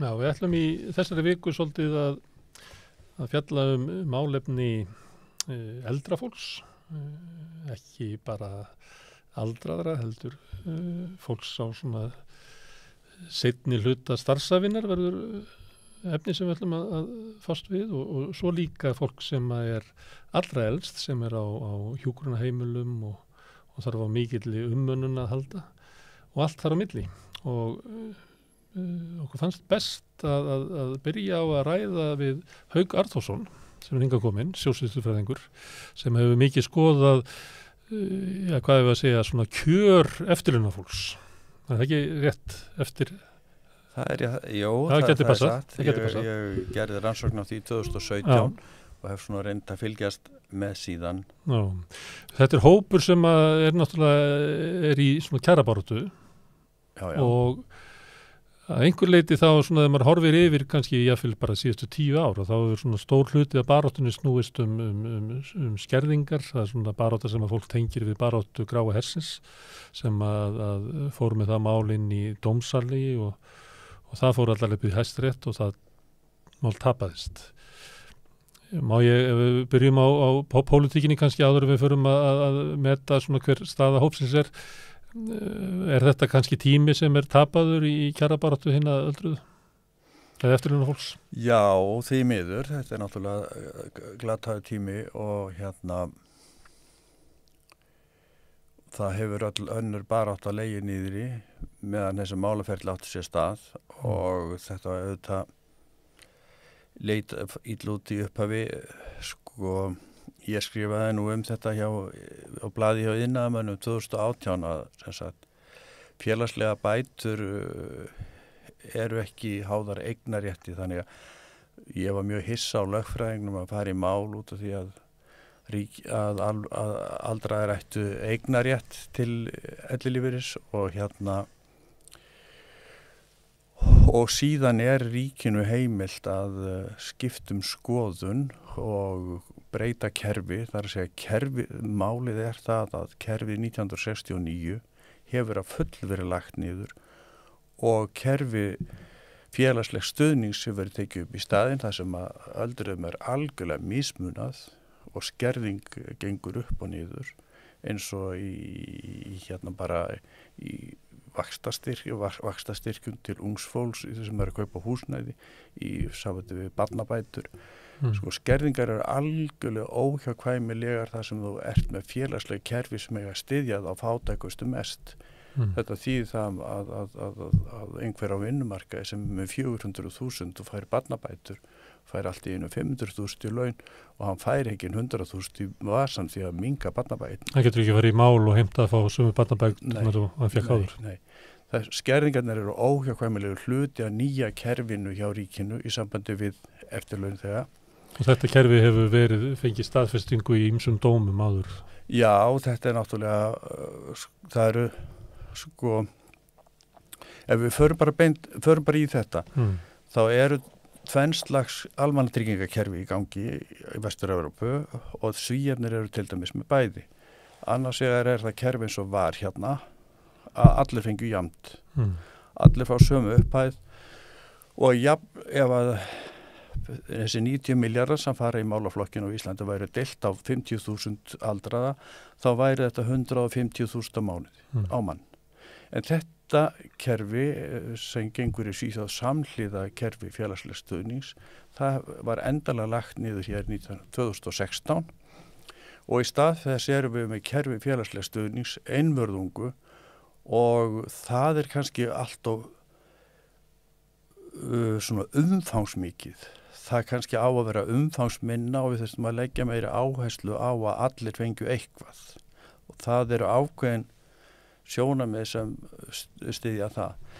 En þegar þú ert komin með kerfi félagslegs stuðnings, þá getur þú ekki komið og verið með há eftirlaun og sagt ég á rétt á hámarksbótum. Hámarksbætur í slíku kerfi fær bara sá sem stendur verst í þjóðfélaginu. Og það eru núna 385.000 og þú getur ekki verið með lífeyrissjóðstekur upp á 500.000 og sagt já, það var samið þetta 1969 því það var alls ekki gert, því það var allt annað kerfi í gangi. Og það kerfi var fyrir að felt, þannig ef að fólk vil breyta þessu, þá verður að fara inn á þing og breyta lögunum. Það ekki hægt að sækja það réttlæti til dómstóla. Nei, það ekki hægt og það sem hefur raunverulega gerst að gamla pólitíska samkomulagið að allir fá jafnt, það bara horfið að viðborð jarðar. Já, hugmyndir velferðaríkið. Já, og í stað. Eftir því sárun að það er meira að segja sko vinstri mennindi sem ætti að verja það, eru hættir að verja það. Þeir eru hættir að verja það og verkalýðshreyfingin líka og og það sem sagt það eru lagalega skyldur sem koma mjög sterkar inn með samningnum alþjóðasamningnum efnahagsleg, félagsleg og menningarleg réttindi að ríkið styðji þá sem standa höllum fæti. Þannig að ríkið snýr sér frá því að veita öllum styrk í því að gera þetta kerfi félagsstyrk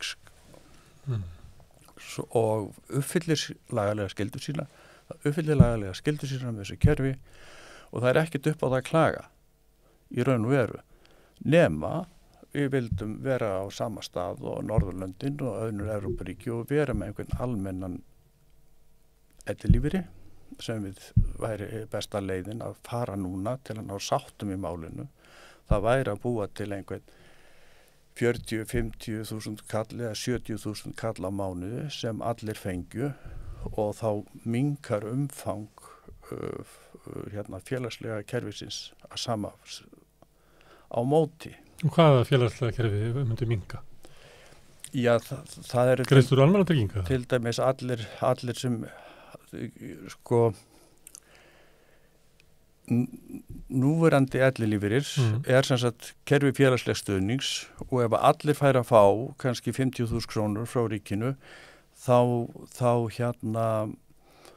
myndur hugsanlega hækka þeir sem eru á lægstu laununum og það kemur jafnt til alla, kemur sama upphæðin á alla, upp allan tekjustigan en þá væru þeir sem væru með kannski 500.000 og meira í rauninni ekkert að bæta á sig því þú myndur kannski rýra kerfið upp á við, auka skerðingarnar eða koma einhvern hátt á móti vegna þess að þú myndur vilja kannski þú vilt að allir fái jafnt upp úr og niður úr.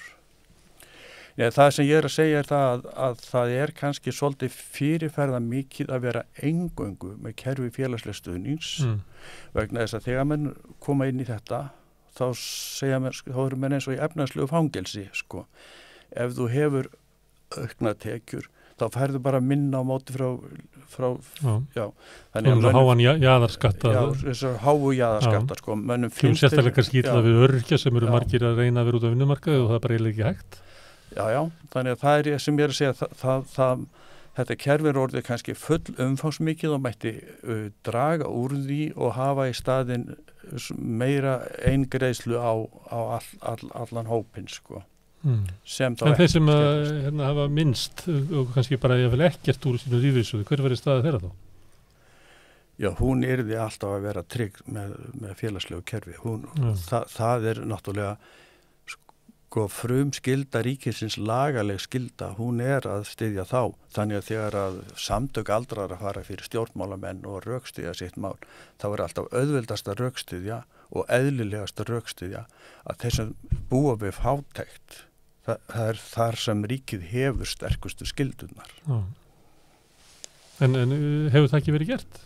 Jú, nákvæmlega, það nákvæmlega sem hefur verið gert. En þeir aldraði fara til stjórnvalda og vilja fá leiðrétt ykkur sinna að gera og benda á þá sem að standa veikast, eða hafið ekki gert það? Hafið benda á þá sem að verða fyrir mestu skerðingunum? Já, þeir hafa benda á þá sem verða að verja eignarréttin en ekki framfærsla? Algjörlega. Og þar að leiðandi situr þá líklega stór hópur aldraða eftir raunverulega án þess að sé háð barátta til þess að bæta þeirra kjör. Algjörlega. Og hver staða þess hóps og gefið með mynda því? Það hefur enginn lagt sig eftir því að greina hvað raunverulega felst í kröfum gráa hersins. En það til dæmis það að ef allar skerðingar verða felda niður frá febrúar 2017 eins og þau gerir kröfum og fyrningarréttur 4 ár, þá 20 miljón krónur krafar á hverjum einasta ríkum eldri borgara á ríkið. Það 480 milljarða krafa á ríkið frá öllum eldri borgurum. Þetta starfið við Íbúðalánasjóð? Þetta starfið Íbúðalánasjóð og það hefur engin fréttamaður og einhver dottið í huga að kafa honi það hvað þýðir þessi krafa gráa hersis. Og á sama tíma, og það mjög mikilvægt að mynda sátt gagnvart eldri borgurum, milli ríkisins og eldri borgara, þá verður ekki það óhjákvæmilegt fyrir mig annað en viðurkenna að það hefði verið hörmulegt slys ef málið hefði unnist. Og það væri slys... Allur ávinningurinn hefði farið til þeirra sem að síst skildi. Já.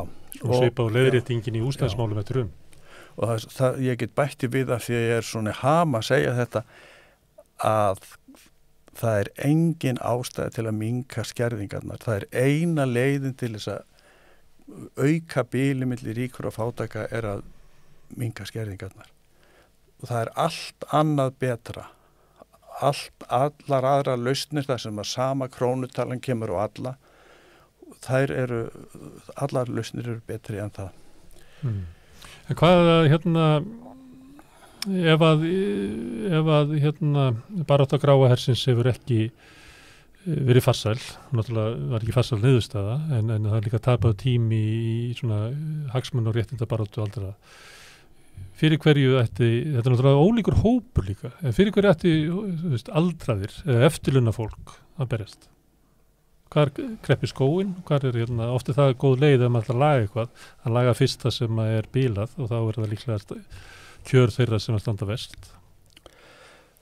Ég gæti farið yfir það hvað ég tel að baráttumálun ætti að vera. Ég ætla að nefna hérna annað fyrst sem að eiginlega aldrei í umræðunni. Það tryggingamál.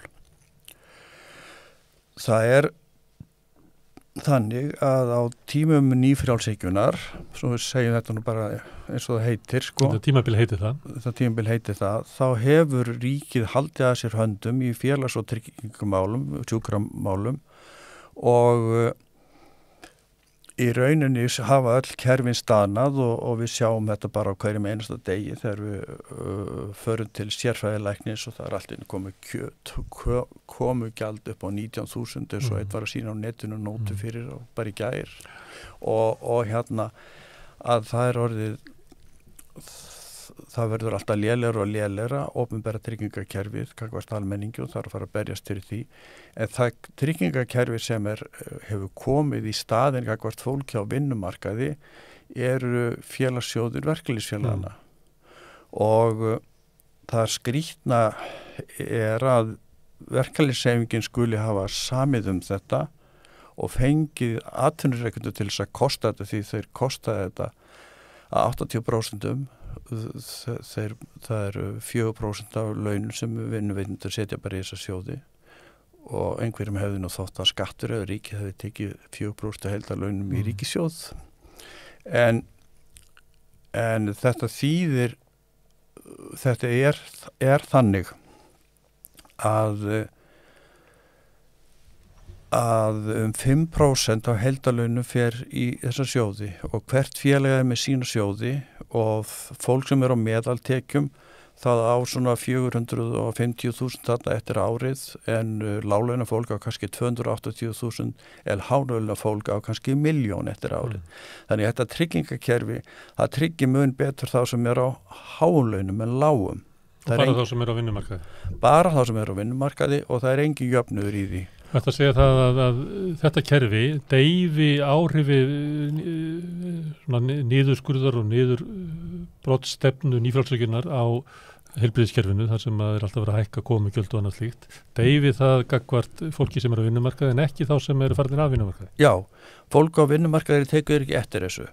Það fer með reikningarna sína fyrir heilbrigðismálin bara til stéttarfélagsins. Það fer með reikningarna fyrir nýju glerunum og þetta slíku og svo þegar þú ferð að vinnumarkaði og verður eldri borgari þá vaknar það allt í einu upp við vondan draum því þarna það vantar miðað við meðaltalssjóð verkalýðsfélag þá vantar 21 milljarð á ári bara til þess að hafa sömu tryggingar gagnvart eldri borgurum og ef það væri jafnt og með tryggingakerfi verkalýðsfélagana. Þannig að segjum að þú værir í VFR og ert orðin hættur að vinna, orðin eftirlauna því að þú fengir að vera áfram í sjúkrasjónum þeirra og svoleiðis, þá vantar 21 milljarð inn í kerfið.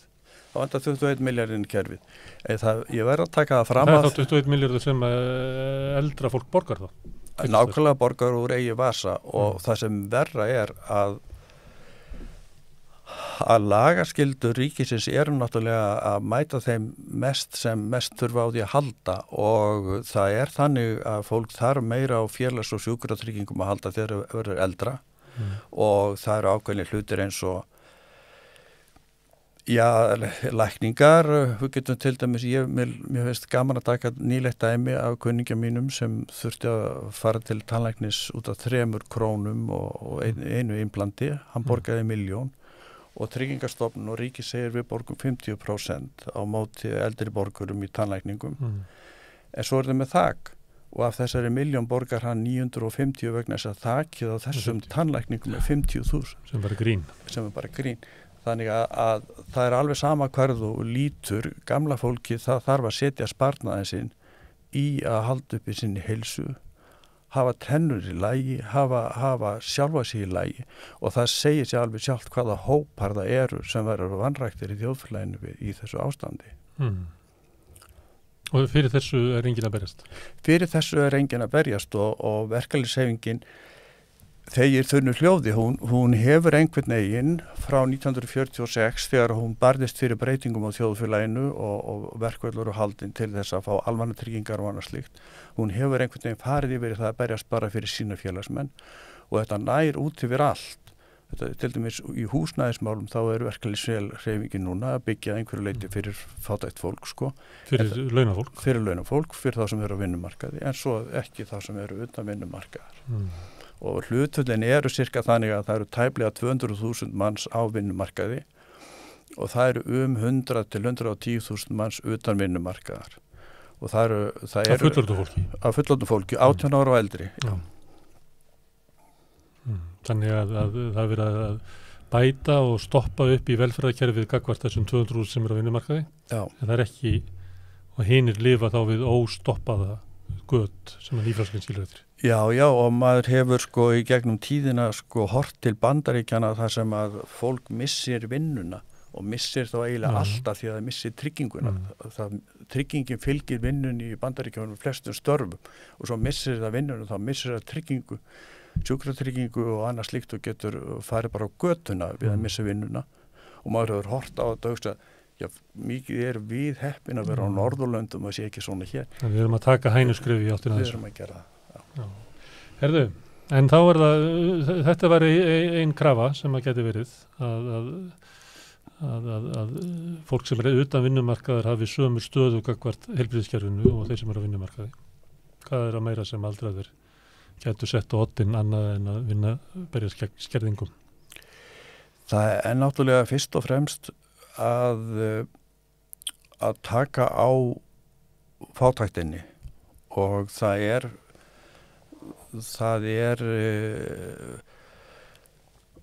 er einfallega of lágt hæstbætur eru einfallega of lágar og það má líka segja annað að þessar bætur gagnvart fólki sem í sambúð eru verulega mikið lægri, þeir eru 77.000 lægri en þeirra sem búa einir. Sem ekki í samræmi við hvað ódýrar að búa saman eða tveir eða Já, það er ekki í samræmi við mannréttindi, sko. Þú hefur ekkert meiri laun út á vinnumarkaði þó þú búir einn og Þetta er framfærslu stuðningur, þannig að þá kannski eðlilega að taka tilliti til húsaleigu og annars slíkt sem ódýrari ef fólk saman. Já, ég held að sé alveg Ég held að eina meginkröfunum væri að gera almennilegt styrktarkerfi kringum húsnæði vegna þess að þeir aldraðir sem leigja, þeir standa mjög illa og fólk getur líka verið í erfiðleikum með að reka húsnæði sitt og þannig það getur þurft að vera húsnæðisstuðningur líka við þá sem eiga en ég held að húsnæðisstuðningur þurfi að vera bara alveg sérstakt kerfi en ellilífeyririnn sé og ég verð nú að segja eins og stjórnsýslufræðingur hann verður eiginlega verið eins fyrir alla þannig að mér finnst það en það má alveg deilum það hvernig það á að vera síðan kæmi til mála að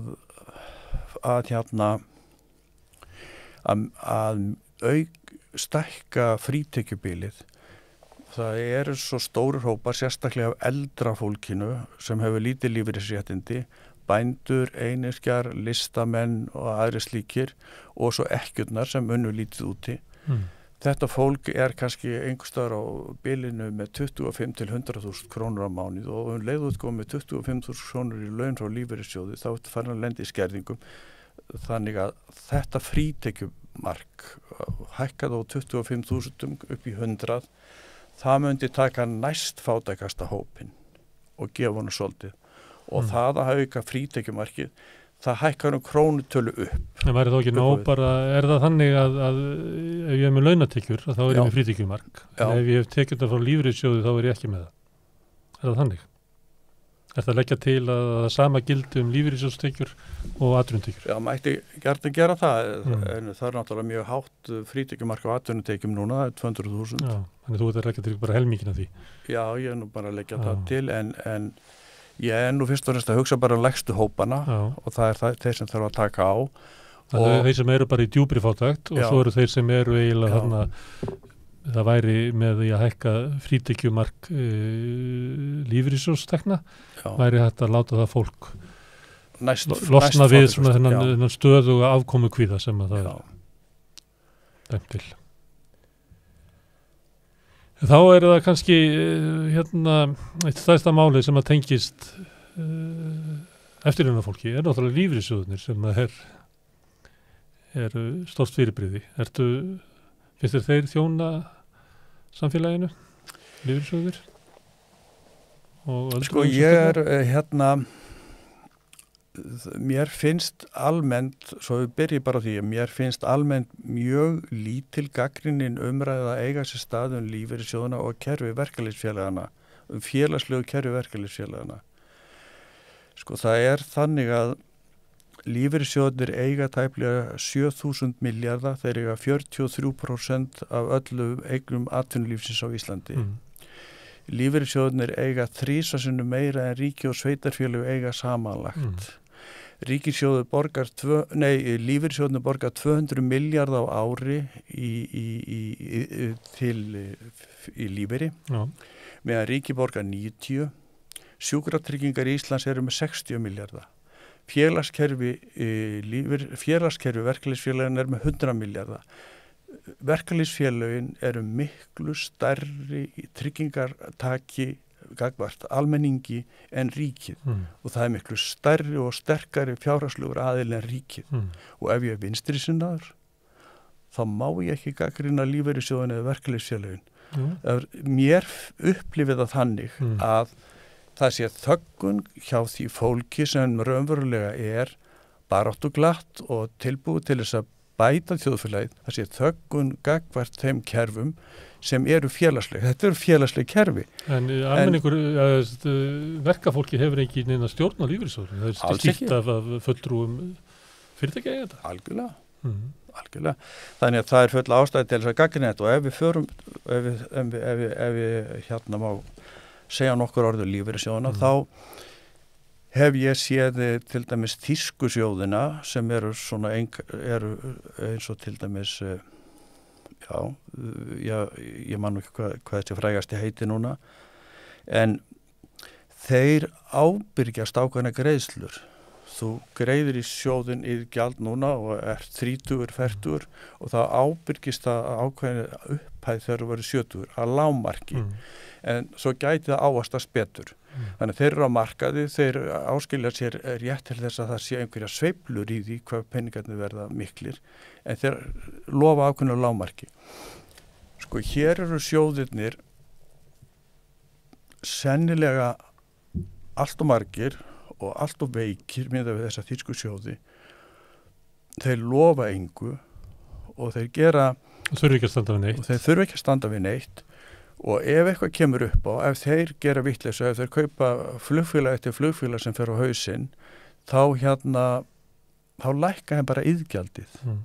Og til dæmis, af því að það er nú mál sem ég hef farið aðeins inn í, það eru eknamálin að á síðustu öld voru reglu lífeyrissjóðana þannig að flestir sjóðir voru með makalífeyri og kallarnir sem voru útvinnandi og konurnar voru ekki útvinnandi, þeir keyptu réttindi með makalífeyri. Síðan standa ekkjurnar núna, það lifa 7 ára lengur en kallarnir eitthvað svo standaði núna gamlar eða fullorðnar og búa við fátækt. En eknalífurinn eitthvað, hann bara svo stuttur eitthvað, það sé bara 2 ára eftir. Hann bara 2 ára núna vegna þess að hann hefur verið tekinn af með nýjum samþykktum allan tíman og þegar ég tala við lífeyrissjóðina þá segja þeir já en nú vinna bæði hjóin úti og ég segi já en fólki sem eru lífeyri frá ykkur, það vann ekki bæði, þá vann ekki bæði hjóin úti. Þá segja já, sko ef að við ferum að borga ekki honum eitthvað þá þurfum við að lækka hjá öllum hinum. Þannig það er alveg sama hvaða skuldbindingur þú gerðir á síðustu öld, þú ætlar ekkert að standa endilega við hana, þú gerir skuldbindingar að vera með eknalífeyri, en þú bara breytir í með nýri samþykkt og nýju lögin frá Alþingi lífeyrissjóðana, það gerir það fyrir 2 ára eknalífeyri, eða semst makalífeyri heitir það. Þannig ég tek þetta sem dæmi það að sjóðirnir fara sínu fram og það er spurning hvort svona miklu peningar hvort það má geyma þá í svona veikum gjaldmiðli. Hvernig getum við tryggt það að fólki sem að borga núna 7,5% af laununum sínum og vinnuveitindin á móti 8%, það má segja að þetta sé allt saman 15,5% af launum viðkomandi, þú ert að borga þetta alla æfina. Hvernig getur þú tryggt að þú lifir áhyggjulausu ævikvöldi þegar þú ert að spara þetta í krónu og þú ert með þessu litla efnahagskerfi þar sem lífeyrissjóðnir eiga núna 43% af öllu landinu. Já, þá vex sjóðurinn í takt við hagkerfi sem að fjárfestir innan. Já. Og þetta eiginlega ég held mér að Gylfi Magnússon bendir á það að með því að þeir fjárfesti hér innanlands að þá eiginlega allt eins gott að hafa gegnumstreymiskerfi. Já. Og hann svona ekki lagt til að við hættum með lífeyrissjóðakerfið eins og heldur við fyrir að skoða alvarlega að hafa hlutað í gegnumstreymis. Já, ég hef lesið það.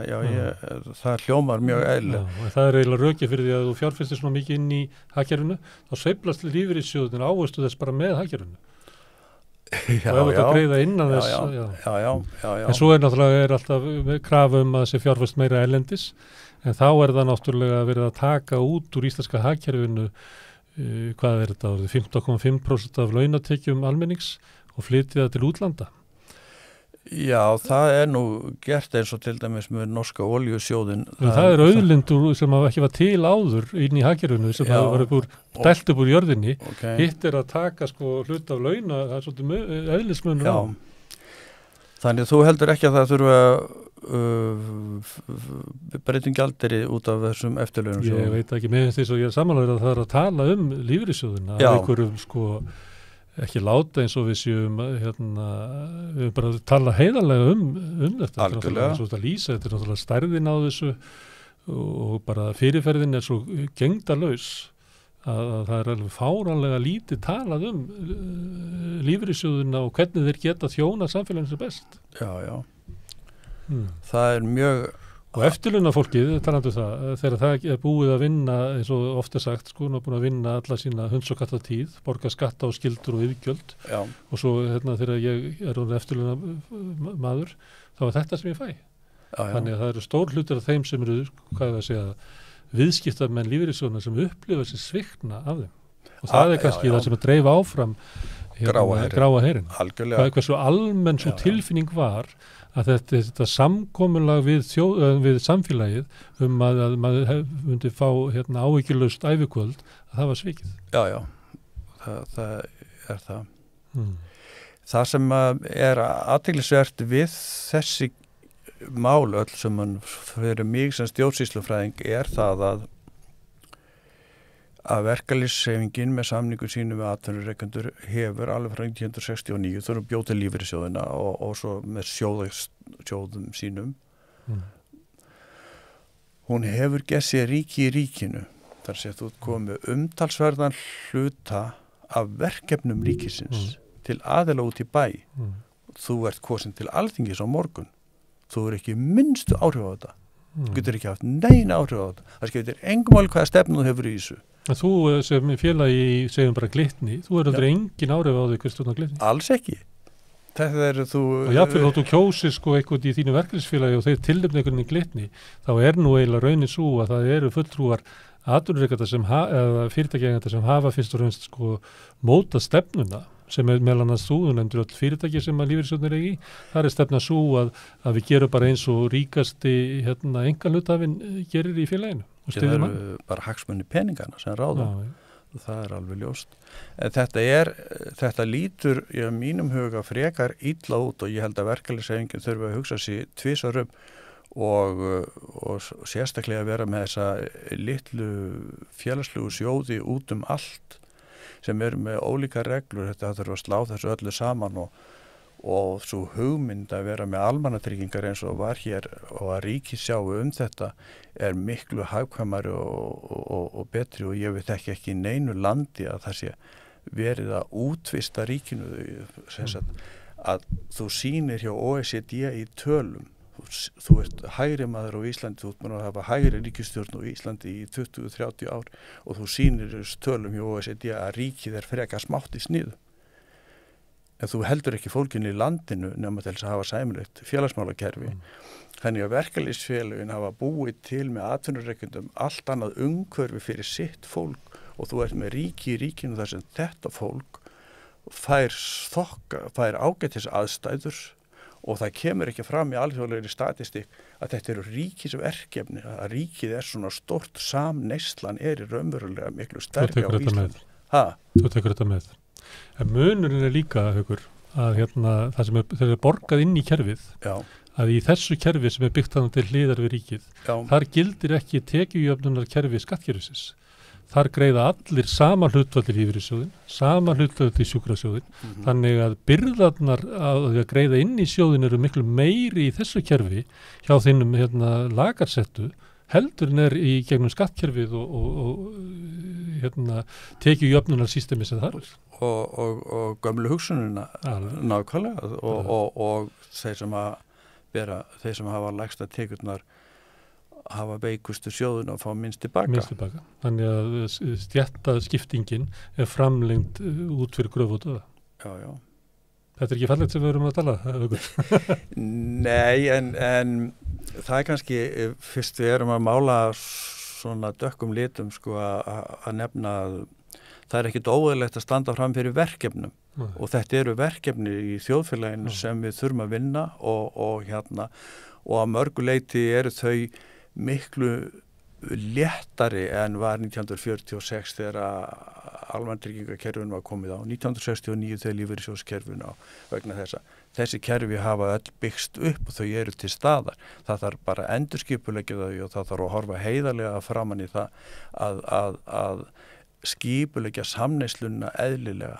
Þannig að þessi kerfi þjóni í samfélaginu og fólkinu sem býr í. Þjóni í þjóðfélaginu og að skattkerfi sé eðlilegt og allir það bæði ríkjur og fátækir þurfa að vera sáttar eins og við sjáum á Norðurlöndunum, menn borga 56% í fátækjurskatt í Svíþjóð, svo fá menn ellilífeyri og það eru allir þjóðfélagshópar sáttur við þessa norrænu þjóðfélagsgerð og við ættum að geta verið það hér líka.